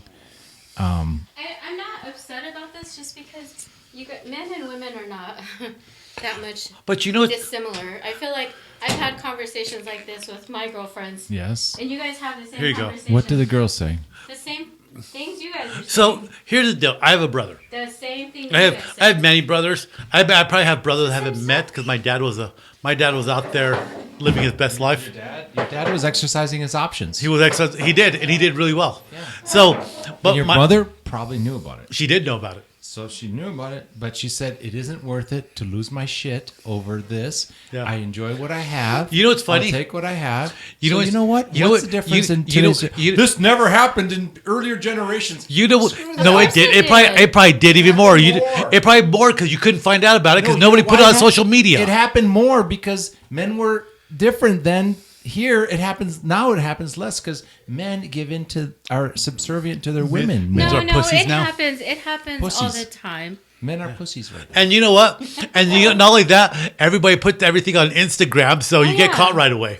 No, okay. You get caught right away. Yeah, I mean, how do you get caught on Instagram? I don't know. The dude's not going to put shit on Instagram. Or she does, and she doesn't know that he's with somebody. No, it's not so much like that. People like that's the problem. People like will post something about their location. It's like, oh, you said you were. People check in on Facebook and it shows where you're at. Yep. Like, what are you doing there? What are you doing there? You said you were going to go to Walmart. That's a miscommunication. But you know what? A misunderstanding. In the 1920s, I'm sorry, you thought we were in a relationship. But that's the first in level the of 1920s, I could be married and be like, all right, honey, I've got to go do a business trip this week. It's gonna be. Oh, it's very. What is that? Dang it! Beers are talking. Damn it! Don Draper from Mad Men. Yeah, Mad Men. It's very Mad Men where they are constantly out on business trips, and then the ladies are like, beautiful like trophy wives, and they're at home. But you think they're about getting cheated on like right and left. Have you seen Mad Men? But you think about like show. the Mad Men's pretty good actually. I think you'd enjoy it. You would really enjoy it. Like guys, men having a meeting, like a business meeting, and during the business meeting they pull out the Cristal with scotch. Oh, yeah. Would you like a drink? And pull out the cigars, and and then the secretary walks in, and all the men are like, oh. And then because when she walks in, they all kind of laugh. They hired like the bustiest, most beautiful woman in the tight and I think that time did exist, but I think in the 19. But that's different. But I think in the 1920s, as a man, I could tell my wife, well, I've got to go with Dario to go do a business trip. We're going to go work on a contract. Maybe our business trip was one day in El Paso, and the next 4 days we go to Las Vegas. But it was our business trip. But see, that's I would disagree with that. I don't think that's right. If you are married, if you're in a relationship, that's if you don't cheat. Right. You're with. But but what I'm saying is, I am if I'm in that, then I will be what I was before. Right. And I don't have a problem with that because that's what I want. Right now, I will never have anybody that can do that to me again. Right. And that because now I know the switch is on. Now I know what it's like out there, and I know that my expectations are. It's like you've seen the worst no traditional females anymore that are going to keep their vows. So you've seen the worst of it, and now moving forward, you know how to protect yourself. Exactly. Yeah. So I'm not going to get into that situation. And you know what? There's nothing wrong with that either. Well, but here's the problem. Here's the problem. The women that I date want a relationship, but that's no different than the woman that I married. She wanted a relationship. She wanted to get married. The women that I date want a relationship and want to remarry. But men have to learn their lesson and say, why do the same thing over again? And knowing the statistics that they are now, I will be in I will date. Yeah. If I like you and I want to commit to you, then I will be in a relationship with you. Yeah. Yeah. If I reach a point that I actually marry you, shame on me.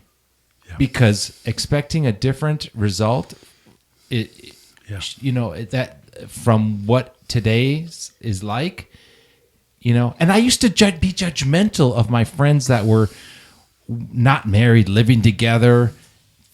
from the religious background, Did you have that religion sense to be like you're living in sin? Yes, you can't. Because I've never known that from you. Well, I was. Did you know I was in the priest? I was in 4 years in the seminary. Mm-hmm. Yeah, I was going to be a Catholic priest. You see, we didn't meet Dario in those days. And I was okay, but eventually I thought, okay, that's not where my strength is. Yeah. I will get married. I left the seminary.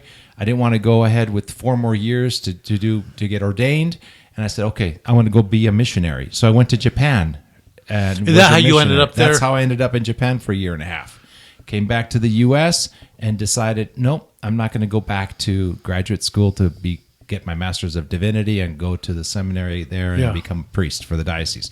Instead, what did I do? I did mission work in Venezuela. I did mission work in, different things and stuff. That's cool, though. That's a cool opportunity, though. Well, I graduated from college thinking about, reflecting about my life, what I wanted in my future, whereas most of my buddies were thinking what color car they're going to get when they graduated. You were thinking a bigger picture.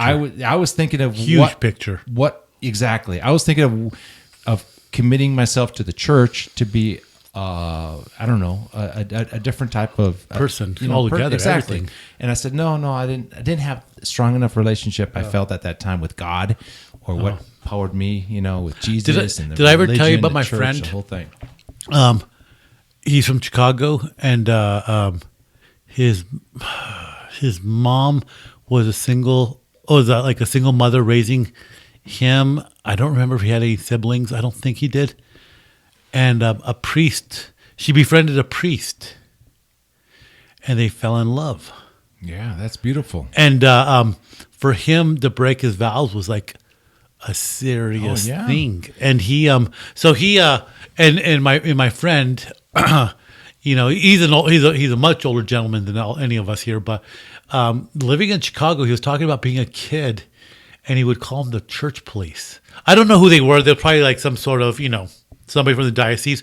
But as a child, he remembered them as the church police, that they would go looking for him because his mom and this former priest were living in the hospital, in like an apartment, and they'd be there. They'd all be quiet in the apartment. These diocese people would be at the door.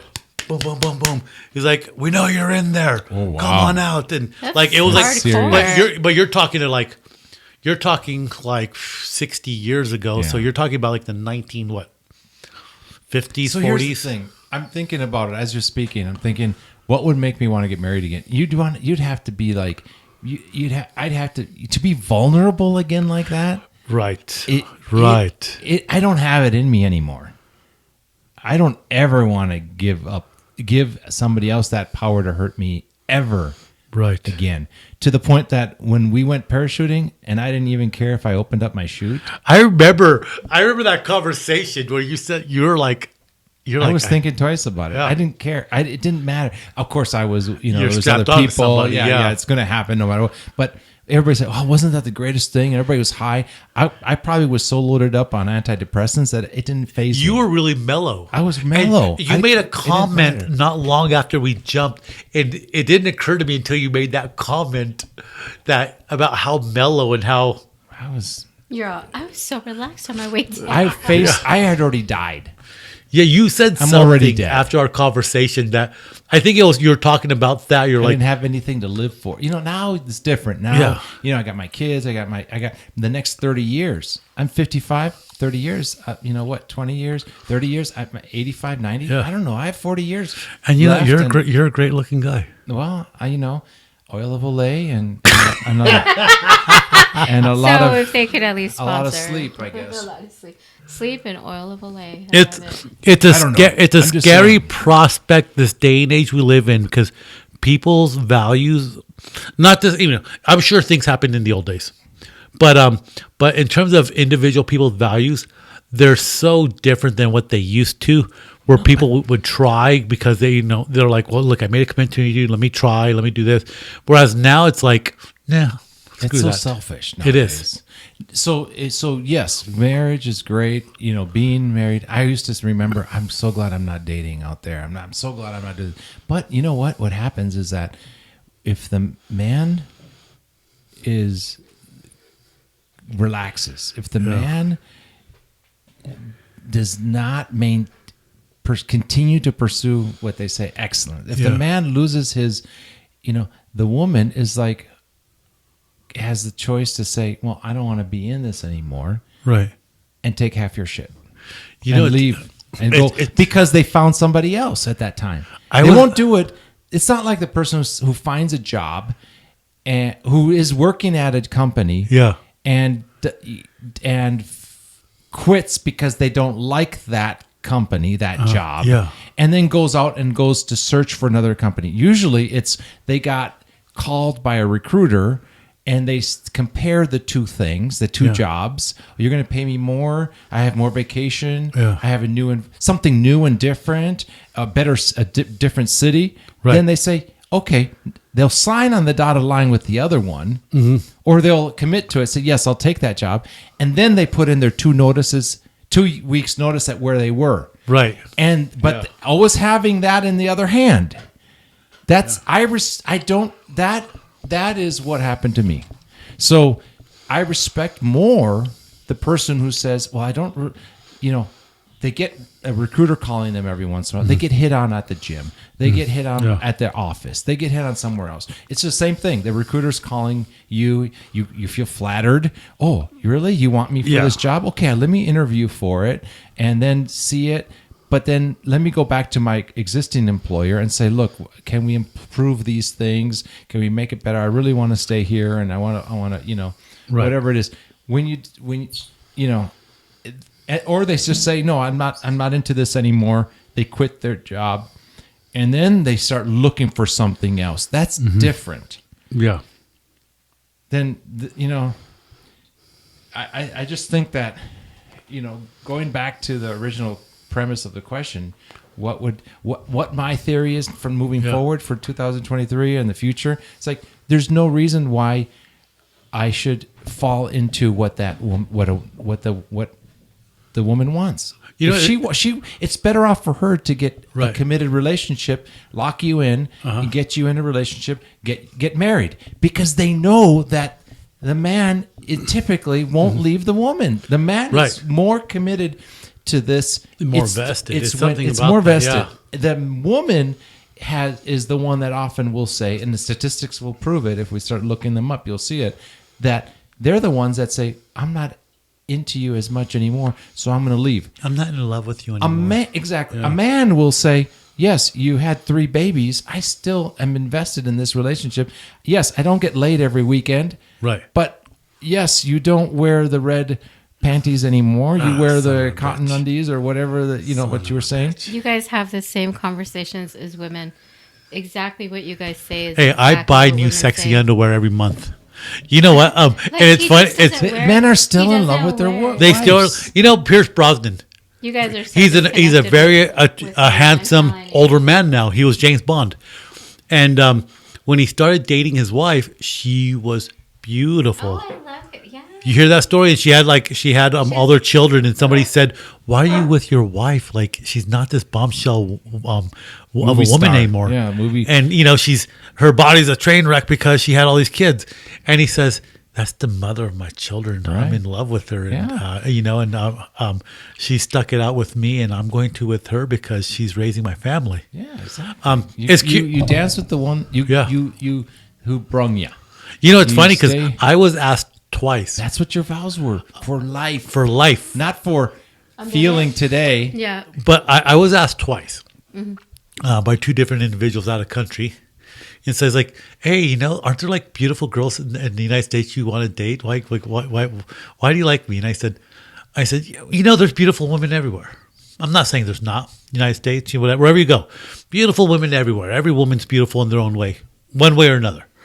And I said, and I had this conversation again recently, and I was like, there's just something about those costumbres, those values, that once you go back into the old country, that you kind of don't find as often here anymore. I could see that. And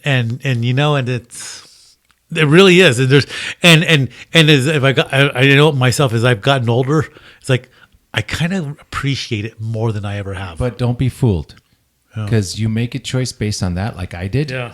And guess what? Yeah.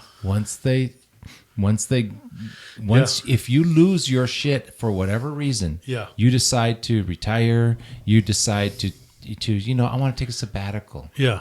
You lose your status. That you lose your position. Yeah. You start doing something that you want to do instead of something that they feel it keeps you in a high position. That's a good point. They will find something else. They won't turn on you. Once they have something else, there's a lot of pressure on you, men. No, but I feel like that's a kind of a common theme. I feel like that's a common theme I've seen on like on I'm movies. learning something new. I feel like what's that Kevin Spacey movie? A Beautiful Mind? No, not A Beautiful Mind. No, I know what you're talking about. The movie with the bag. The bag and the butterflies. The kid, what the heck is that? American Story or Kevin Spacey. Kevin Spacey. We're just saying words. American Pie. No, with the roses. I know what you're talking about. So with the he's girl, and there's the roses. I think. And it's so, like, the one with there's a high school kid. He's videotaping a bag being blown in the wind, and she goes, "What are you doing?" And he goes, "It's beautiful."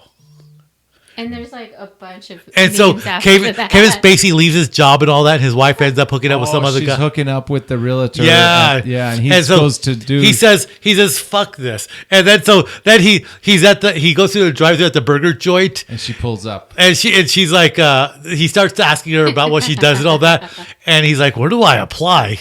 And he starts working there, but kind of the same thing though. You know what I mean? Like.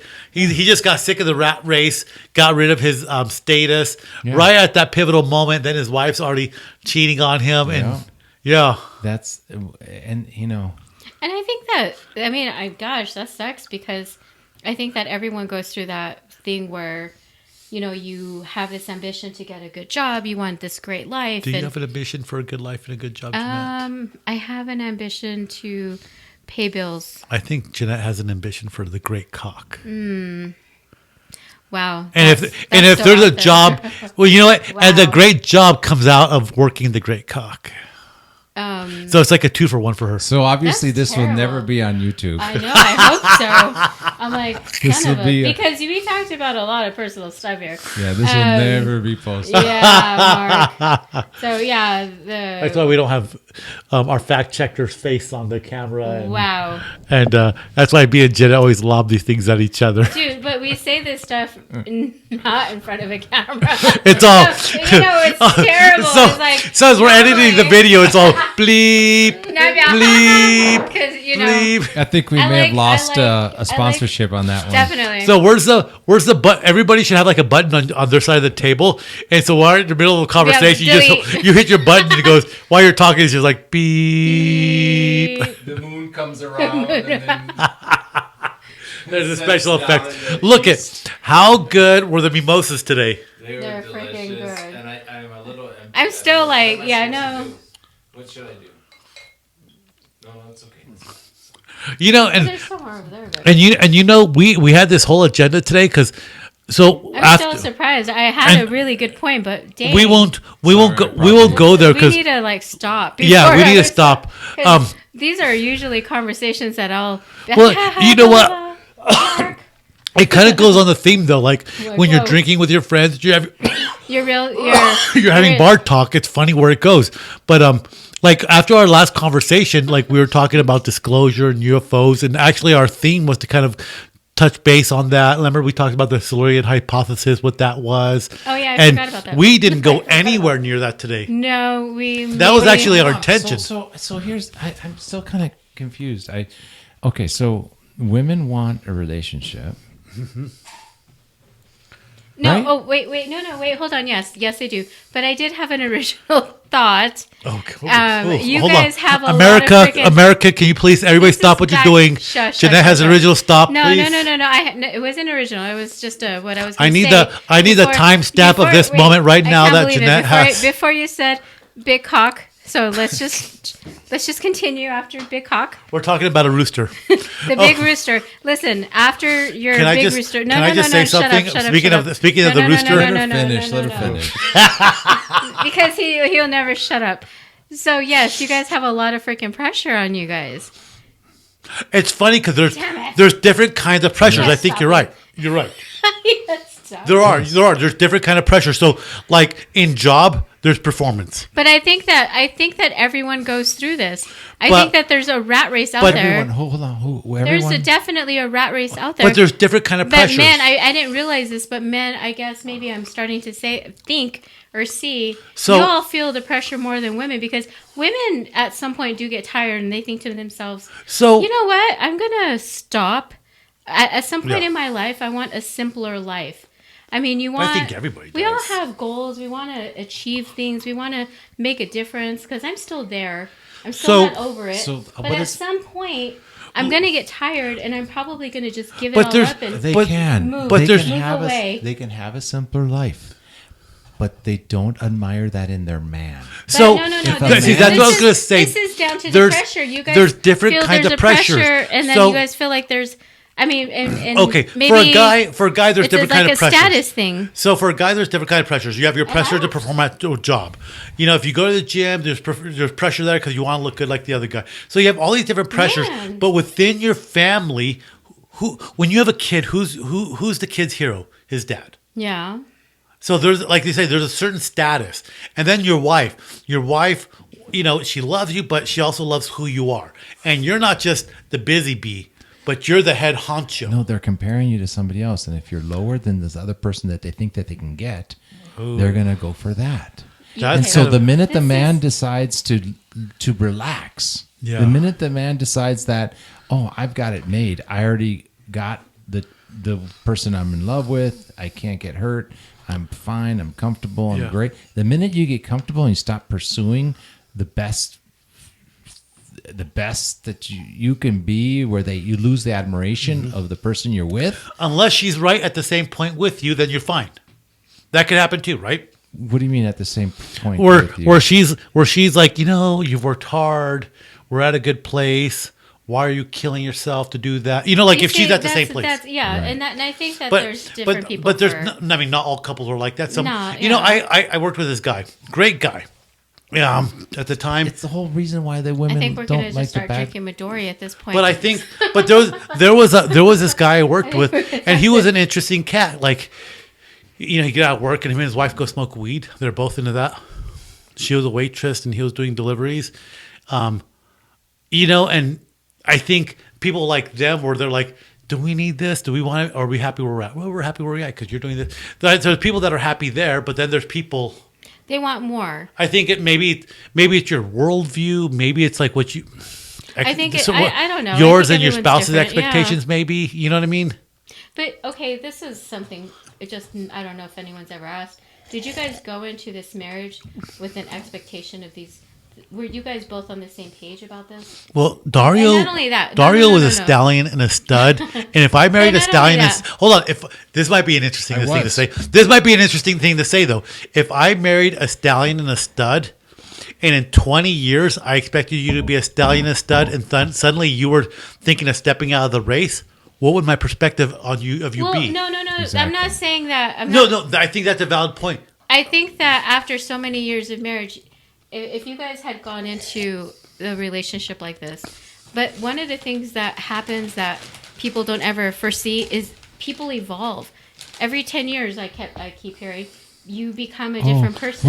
We grew apart from each other. No, you evolve, or yes, you can, but you can still be different people, but still. Don't listen to Jeanette talk about her new age foo-foo-ness. Oh my gosh.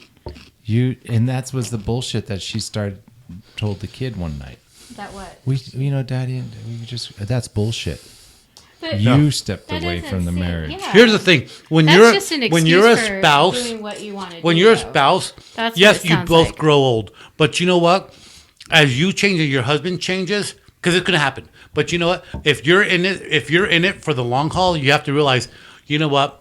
Then why get married? Well, if you grow apart, then why get married? No, because the reality is we do change as we grow. But the reality is like if you're married, okay, my wife is changing, but I'm kind of in it with her, so I'm going to kind of figure out who she is. If you get married, you sign up for all of the evolution. But the wife has to do the same thing, though. The wife has to say, like, my husband, he's changing too. Maybe he's not the stallion in the sack anymore. My original point was, or did you guys grow? Did you guys start off with the same mindset being married, and then Who did knows? you change one way and did she change another? They Did were- she continue they were a to be couple the of- same, Yeah, or- she changed.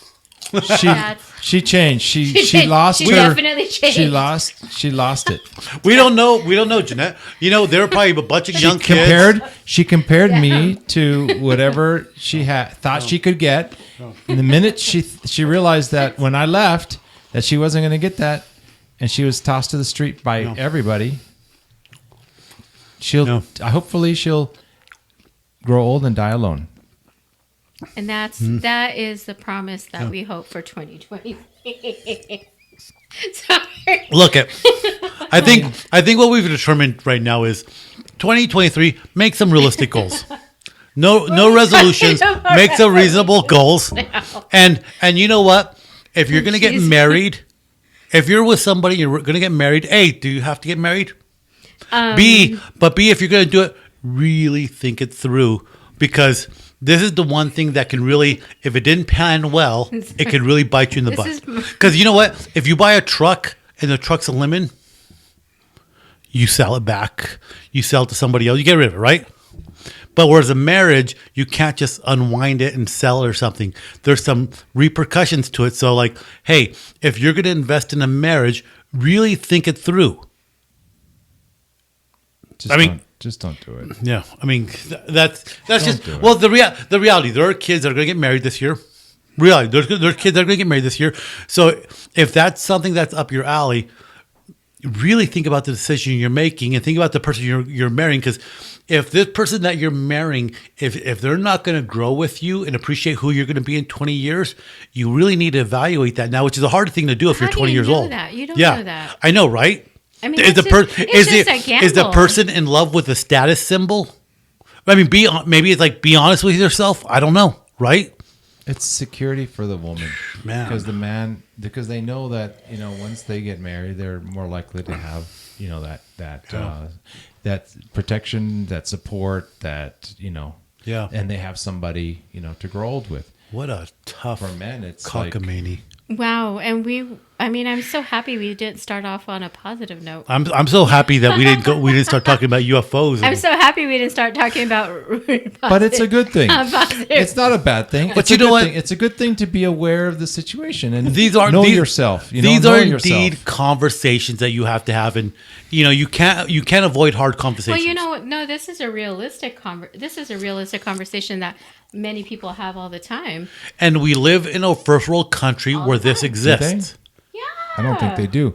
I don't think men and they women do. have that conversation. No, I think no, women I think- say, I want a relationship. Yes, whatever you say, honey. I want a relationship too. Then they lie about what they are willing to give because they want to make her happy. I You know what's think funny? I think You know that what's funny? the difference between I like- you dating now and you dating 20 years you know what's ago, what's funny is maybe it's still the same. So I listen to the Joe Rogan podcast, I would right? say it's From time to different, time. I probably not as much as I used to. But one thing he talks about was dating and divorce and all that. He says, like, when you're going to go on a date, he says, go jerk off first. He goes, because you know what happens when you go out on a date and you meet a woman and you're all up into that and you want that like snatch really Something bad. about Mary. And yeah, he goes, guys, your head just goes out the window. You're not thinking with your head name, or you're thinking about with something else. Yeah. And so he would always say, like, go bust a nut real fast. So that way, when you go on a date and you're meeting this girl, you're actually thinking and you're actually like analyzing her. Hey, is this a good person who I want to get with? Or That's funny. it is, because you think about it, I know myself. Don't date horny. Yeah, because when you're horny, you don't think Don't about date things so horny. thoroughly. Especially like when you're like, remember us in our 20s? You don't think about that at all. You're like, that chick's fucking hot. I just want to get And in then, her pants. then I you just wake want. up in the morning and they're laying on your arm and you say, You kind of grab the hair, and you pull the head up, and you're like, oh shit, what did I I'm do? gonna chew off my arm hell to happened? escape from this Yeah, one. yeah. Because I was the horny goggles. You know Not what pure though? Goggles. But that is true with men. So like, probably, it's not true with women. I don't know if it's true with women or not. I don't know, but I can say with us men, That in is terms of true. women, Yeah. once we want to get that chick and we're taken by her and like she's got in a sense, The best thing that ever happened was these apps. Because you think that if men put their profile and said, no, what is some of the profiles? I just opened up an app the other night. I looked at Tinder. I hope it wasn't Grindr. No, Grindr it was was no. Is that the gay one? Okay. No, it was. It was OK Cupid. Yeah, it was that stupid one. Okay, Bumble, which was kind of those apps work in bigger cities better. Okay. They really do. My buddy had a Bumble Tinder. account. I opened up Tinder. Yeah. And I wanted to see if I just be honest with it. I just don't. What is your level? One of them, I don't know which one, but said, what do you want? Yeah. Relationship, marriage, or relationship towards marriage. And so just for fun. Yeah. Just bottom line, be honest. Yeah. Put just for fun. No commitment. Yeah. Something like that. Yeah. Whatever it was. There's a whole bunch of people there. There was, but there's less than the ones that the guys that lie and say I'm open to relationships and all that blah blah. No blah, one is. and all those, No one is. I just put down, and I didn't even put a picture. I didn't even use my real name. I used a pseudonym, and I put like 2 pictures where you don't see my face. But you're like an activity. Because the minimum was 2 pictures, right? Yeah. So you had to put 2 pictures in there. You don't see my face. Didn't even use my real name. I said I was as base as possible. Boom, boom, boom. You had to answer like 50 questions. Minimum was 5. Do you want a relationship? No. Do you want just fun? Yes. Did you try JDate and Farmers.com? JDate? And Farmers.com? We should open it. Is that a real thing? No, it just sounds like Yeah, they are real. But so the pictures that I got back think that from people that I matched with. I can create a better app for if it's just it's sex. interesting, right? There was one from Mexico's. What's it? A city in Mexico with a V. You basically Veracruz. No, wait a minute. I matched with a girl from Veracruz. You basically just put a picture of like your dog, Halo. Yes. And all of a sudden you get all these messages. No, it was me doing something without my face present. Yeah. I'm not going to say what I was doing. So basically, you were just a warm body. Yes. That's what the app should be called. Warm body. Warmbody.com. Warm bodies. Let's start the app and let's. We should start a new app. Let's figure out simple criteria to the point. Look, here's the thing. I want to take someone on a trip. The simple criteria is you're alive. I got a trip that I want to go on. I'm going with this other guy who's bringing a girl. Yeah. Different girl than the one I saw last time with him. Yeah. Different girl than the one I saw before with him. Yeah. It seems like he's having a lot of fun. I want to go to Hot Springs. So can I find an escort that looks good in a bikini that will just come with me for the weekend? And I'm going to get a spa. I mean, not a hooker, but just somebody. I would definitely not say I just that. want to find a. But let's be honest. I just want to find a date. Sex would be nice. You know what? Fine. I'll get double bed. Fuck it. I'm not going to get a double bed. I'm going to get a king size bed. You sleep on your side. I'll sleep on this side. Whatever. But listen, I just want company. Tell me. I can go. I need to know what your budget is. Your shit. I need to know what your budget is and figure out what a good commission cost was, and I think I can set that up. Dude, I think that we should a beautiful woman who's good company. Stop talking so we could start setting up this app before someone takes it from us. I think we need a coder. We need a coder. I'll talk to Victor. Okay, well here's the thing. Here's what's funny. Stop talking about our app. No. Here's what's funny though. Think about something like OnlyFans. Think about something like OnlyFans, right? Well, yeah. So OnlyFans that will actually go on a date. Yeah, because you think about the porn industry online, Pornhub, and all that. It used to be. Yeah, because it used to be porn was only VHS and all that. You had to buy it, but then the internet came along, and then you had the porn sites. But OnlyFans isn't only porn, is it? I mean, it's like no. But that's essentially what it is. It's like girls OnlyFans is So it turned into an OnlyFans. It's I've kind of thought about this. How did OnlyFans happen? And what's funny is because they sell a fetish. Industry. They sell a fetish, and they can sell whatever fetish. There's a book. There's a book called Outliers about Malcolm McDonald. Yeah, it's about the right idea at the right time and everything. The cam girls. But think about that in terms of OnlyFans. Yeah, you got teachers earning $30,000. So nobody wanted to be on the porn site because of stigma, and then they weren't making any money. They weren't making a lot of money if they were doing porn. But suddenly somebody came up with the idea, said. Yeah, and there were cam girls, but still, it wasn't anything big. But suddenly somebody came along and said, hey, I make this website where if you're attractive and you could do things and sell your videos. So what do we have to do to see this OnlyFans thing? Is that just on Basically, you make a username. And you pay a month or what? Yeah, there's like a monthly subscription. Some girls charge you like $5. Some charge you $20. Some charge more if they value themselves.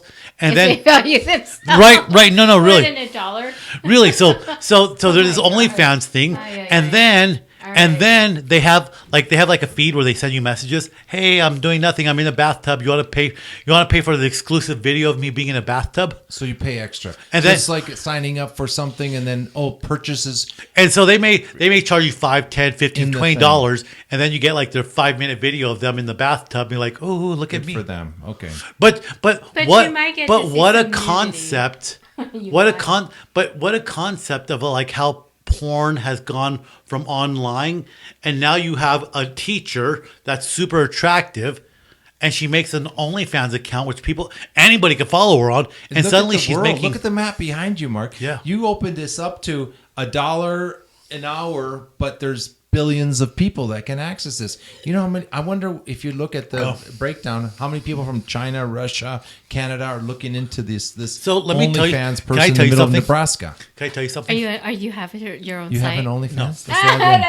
Yes. What I do is I. Well, you are an OnlyFans. I don't want to tell you my penis idea because I was going to do for OnlyFans. Anyways, are there men on OnlyFans? Yes, there are men on there too. You're gonna dress it up. You already have some costumes that you bought. So I was out of country. Mm-hmm. And I was meeting up with this beautiful Latina woman, and like a 1 to 10 scale, she's like a 20. Whoa! Does she know she's a 20? Yeah, she knows. And why she was into me, I don't know. And should she want you to pay her? No. Was she she OnlyFans? Very appreciative. She was very appreciative. Sign her up for OnlyFans. Hold on. Oh, so she lives like in a third world country, mm-hmm. And doesn't have a lot of money, but she makes sense to me. And so we meet up, like take her out for tacos and all that, and she's very thankful. We have a great time, like. So one day we get talking. She's like, well, I don't really have a job, and I'm here in this country because of the relationship with my home country. My home country, there's no work, and I'm here in this. I'm like, oh yeah, I get it. And she goes, and I make like hot chocolates and I sell that, and I make enough money to take care of my daughter. Like, oh, that's cool. Like, like really interesting, kind of interesting. You kind of like. People. It's funny what people do to survive, and they can do it. And like somebody in a third world country sells hot chocolate out of a thermos all morning, and they make enough money for the day. You can do that in the United States. Anyway, I'm gonna have to get going soon. Okay, so we were talking about that. And she's like, "Well, I want to send my daughter to school, and I'm just trying to figure out how to make a little bit extra money." And then one day she asked me, she goes, "What's this OnlyFans thing?" And I started telling her, and I said, "Look, I'm not going to tell you how to live your life." Oh, did you give her good bad and I told her, I go, I know of another girl nearby, and I can tell you how much she makes, mm-hmm. which is probably pretty decent on this end, and she can have like a pretty decent life. But I know if you make what she makes in your country, I know you'd be living really well. Yeah. And so I help her set it up, because originally when she set it up, because of her bank, she couldn't get payments directly to her bank because of Swift, the sifting system and all that. So for a long time, she would make money on that, and she would transfer to me, and then I would transfer to my bank account, and then I would Western Union it back to her. Okay. It's not even Western Union. It was like another app called Wisely. Sure. Mm-hmm. And so it's like there's only like 2 apps that work with her bank. You helped her out. So yeah. So like Does she make money? She does. I don't think, because she doesn't do like wild stuff that some girls do on OnlyFans. Yeah. But I think she's finally got enough followers. She bakes a where cake. She makes like a couple $100s a month now. Better than the hot chocolate. But you think about a couple hundred. She's probably making what people make in maquilas, working 12 hours a day in Mexico. But it's time. It's only for a certain amount of time. In a couple of years, she won't be getting that because I don't know. Another 20-year-old. I don't know. Like some of these women on that thing. No, I think it's a fetish. It's a fetish. They're Like it's all about you have to have a fan base. The guys who are subscribed to her eventually will just lose it and go to somewhere else. It's probably like other subscription services where they kind of start moving on and they forget to cancel that one. Especially if it's only like a $5 a month thing they're losing. Most American guys don't even notice $5 going. Do you know what I mean? Yeah. Tell me about it. I've got like Spotify, Sirius. So that really happened. That's crazy. That really happened, and I'm like, it's kind of funny. Like I was like, how do I feel about getting a girl in OnlyFans? I was like, it's gonna be good for her because she's actually gonna make money. I like this girl. I don't want her to see her doing that, but what the fuck? Why not? It's gonna help her out, right? And she didn't care, and she's freaking beautiful. Oh, you did a good thing. You see, this is why. It's funny. It's good bad advice, but honestly, I would have. Good bad advice. It's great. I think it's kind of good bad advice. I think it's good bad advice, but is good bad advice always bad? No, I think most of the time, good bad advice. I don't know. For the good. It's funny because in her situation, it was for the good. In the country she was in, she couldn't work because she didn't have the papers. But because of the treaty, with her countries, she was able to live there. And then you wonder, Mark, why she was into you. You helped her with her OnlyFans. Why would she be into you? Because I said, hey, I'm going to go to your country. I'm going to go visit you. Exactly. And she's like, hey, we went out to dinner and all that. It was kind of cool. It was like how many people she has doing that? You were her first OnlyFans. You think? Maybe. You think you were her first? I think I was. Well, I was probably the first OnlyFans subscriber because I kind of Okay. I don't know. Like as far as first OnlyFans subscriber, because you set it up for her. Yeah. But don't. Well, think. Did you realize what just happened? No. I think about that a lot actually. I think about that a lot actually. Like, because you know what I mean. So I was like, well, But that's okay because as long as you weren't. Now imagine if you had fallen for her. Mm-hmm. I was really careful. You'd be worse off. Oh, yeah, absolutely. But okay, so you got used. Yeah. You got used. Oh my God! Do you feel used? Well, no. But he doesn't feel used because he didn't allow himself to get into a relationship. But you know what though? I didn't give her anything. Yes. That's good. You know what I mean? And once all that started happening, I just said, you know what? Send me the money because I can figure out how to get it to your bank from here. And she did. The only thing I did for her was I covered the transaction charges because when you transfer from one account to another, there's international transfer fees. And so for like $500, taken it off the top. So like for $500, I was paying like $12. It sounds like money laundering. So take it off the top and take a 25% commission. Oh wait, I wasn't gonna take her money because I knew she needed it more than I did. You probably should edit this. That's like money laundering. No, it isn't. No, it isn't. Yes, it is. Now, if it was cocaine money, that'd be different. How do you know where the money came from? How do you know that it was? Well, all right, that's a good question. But I'm assuming she's not there selling cocaine. Well, you just never know. Yeah, I guess that's true. You never know, right? You never know. You never know. All right. Yeah. That's true. He's all serious. Yeah, you never know. I guess so, but I wish I had a box of. I wish I had like a sound box of sound effects. Wah wah. Like. Car crash. But you know what? And also the amount money. The amount of money this person was sending me to transfer to her bank, it was only like in $200 increments. Oh yeah. It wasn't like $10,000. Under the radar. It was only like $200 every day. And it wasn't like $200 a week or anything like that. Like I say, it was only a couple hundred a month at a time. It was like what was that in high school? Like a nickel bag of weed or something like that. I feel like this podcast may have exposed way too much. Oh. All right, before we wreck ourselves, we need to check ourselves before we wreck ourselves. The statements from those that you have listened to. I know. Well, we're gonna blotch out our faces. This is all a fictitious conversation about. I got you guys. Zinger. That was a good one. Oh God! Hey, mimosas were good today, weren't they? Yeah, they were freaking. They were pretty spot on.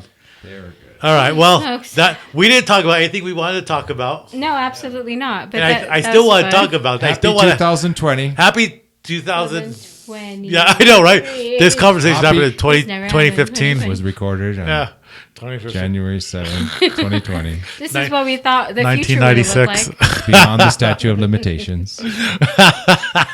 They do not represent the. Oh my feelings and gosh. Out of emotions control. Y'all, this I, is out of control. I still want to have the UFO producer. conversation that Jeanette wanted to talk about. I did. Oh, come on. I think it's This UFO. well. I think it's an interesting conversation, and I'll just really touch brief because it's in the media now, like What on is in the mainstream, media? like Fox News. What happened in Fox News with the UFOs? yeah. They're always talking about. Oh, you know, It's and, always- and then here's something that just came out. Oh, and Here's they something that said just it's- came out this like yesterday. So the They- the the government- Russians in Ukraine, right? I They- missed that there's UFOs. So well, you know, Russians. know that. The Russians always had like UFO really great air sightings. defenses, right? The Russians always had really great air defenses. That was kind of their thing, right? The SAMs missiles and all that. Okay. Well, there was this thing that lit up the internet yesterday in Ukraine about the Russians. It was on video about the Russians shooting something down, and it wasn't a plane or it wasn't a missile. A drone. They think the Russians are coming out saying that. Well, no, the Ukrainians are coming out saying we think the Russians shot down a UFO, and like seriously, Yeah. seriously, and the Russians are coming out saying like no, we didn't shoot anything down, and the people in that region of Ukraine are coming out saying like they shot something down that was round. Oh, God. So it's kind of an Gotcha. interesting conversation. I kind of want to see if anything else comes out about it. Nothing will come out about it. I will. If anything comes out about it, you guys will be the first We'll be to get the it. first to know. Yeah, but it'll be a fun conversation to have because in terms of the UFOs, there's a lot of stuff. There's more stuff mean, there I mean, than there's- there's ever been. There's people that say Kennedy was killed for it. Then you have the whole Eisenhower thing. You have the Dulce. I mean, Roswell's kind of old news. Yeah, There's just so many different ways. But in modern day today, you have like the Pentagon, Congress now. Now you have the you were talking about disclosure. There's a whole thing about disclosure that was talking about. So there's like a lot of things that you could talk about. That's like it's like, and not only that, like there's so much more cell phone footage now. It's like okay, so what are people indeed seeing in the sky? What's going on? What is going on? You know what I mean? So All right. hey, well let's wrap it up. All right. It was good. It was good, guys.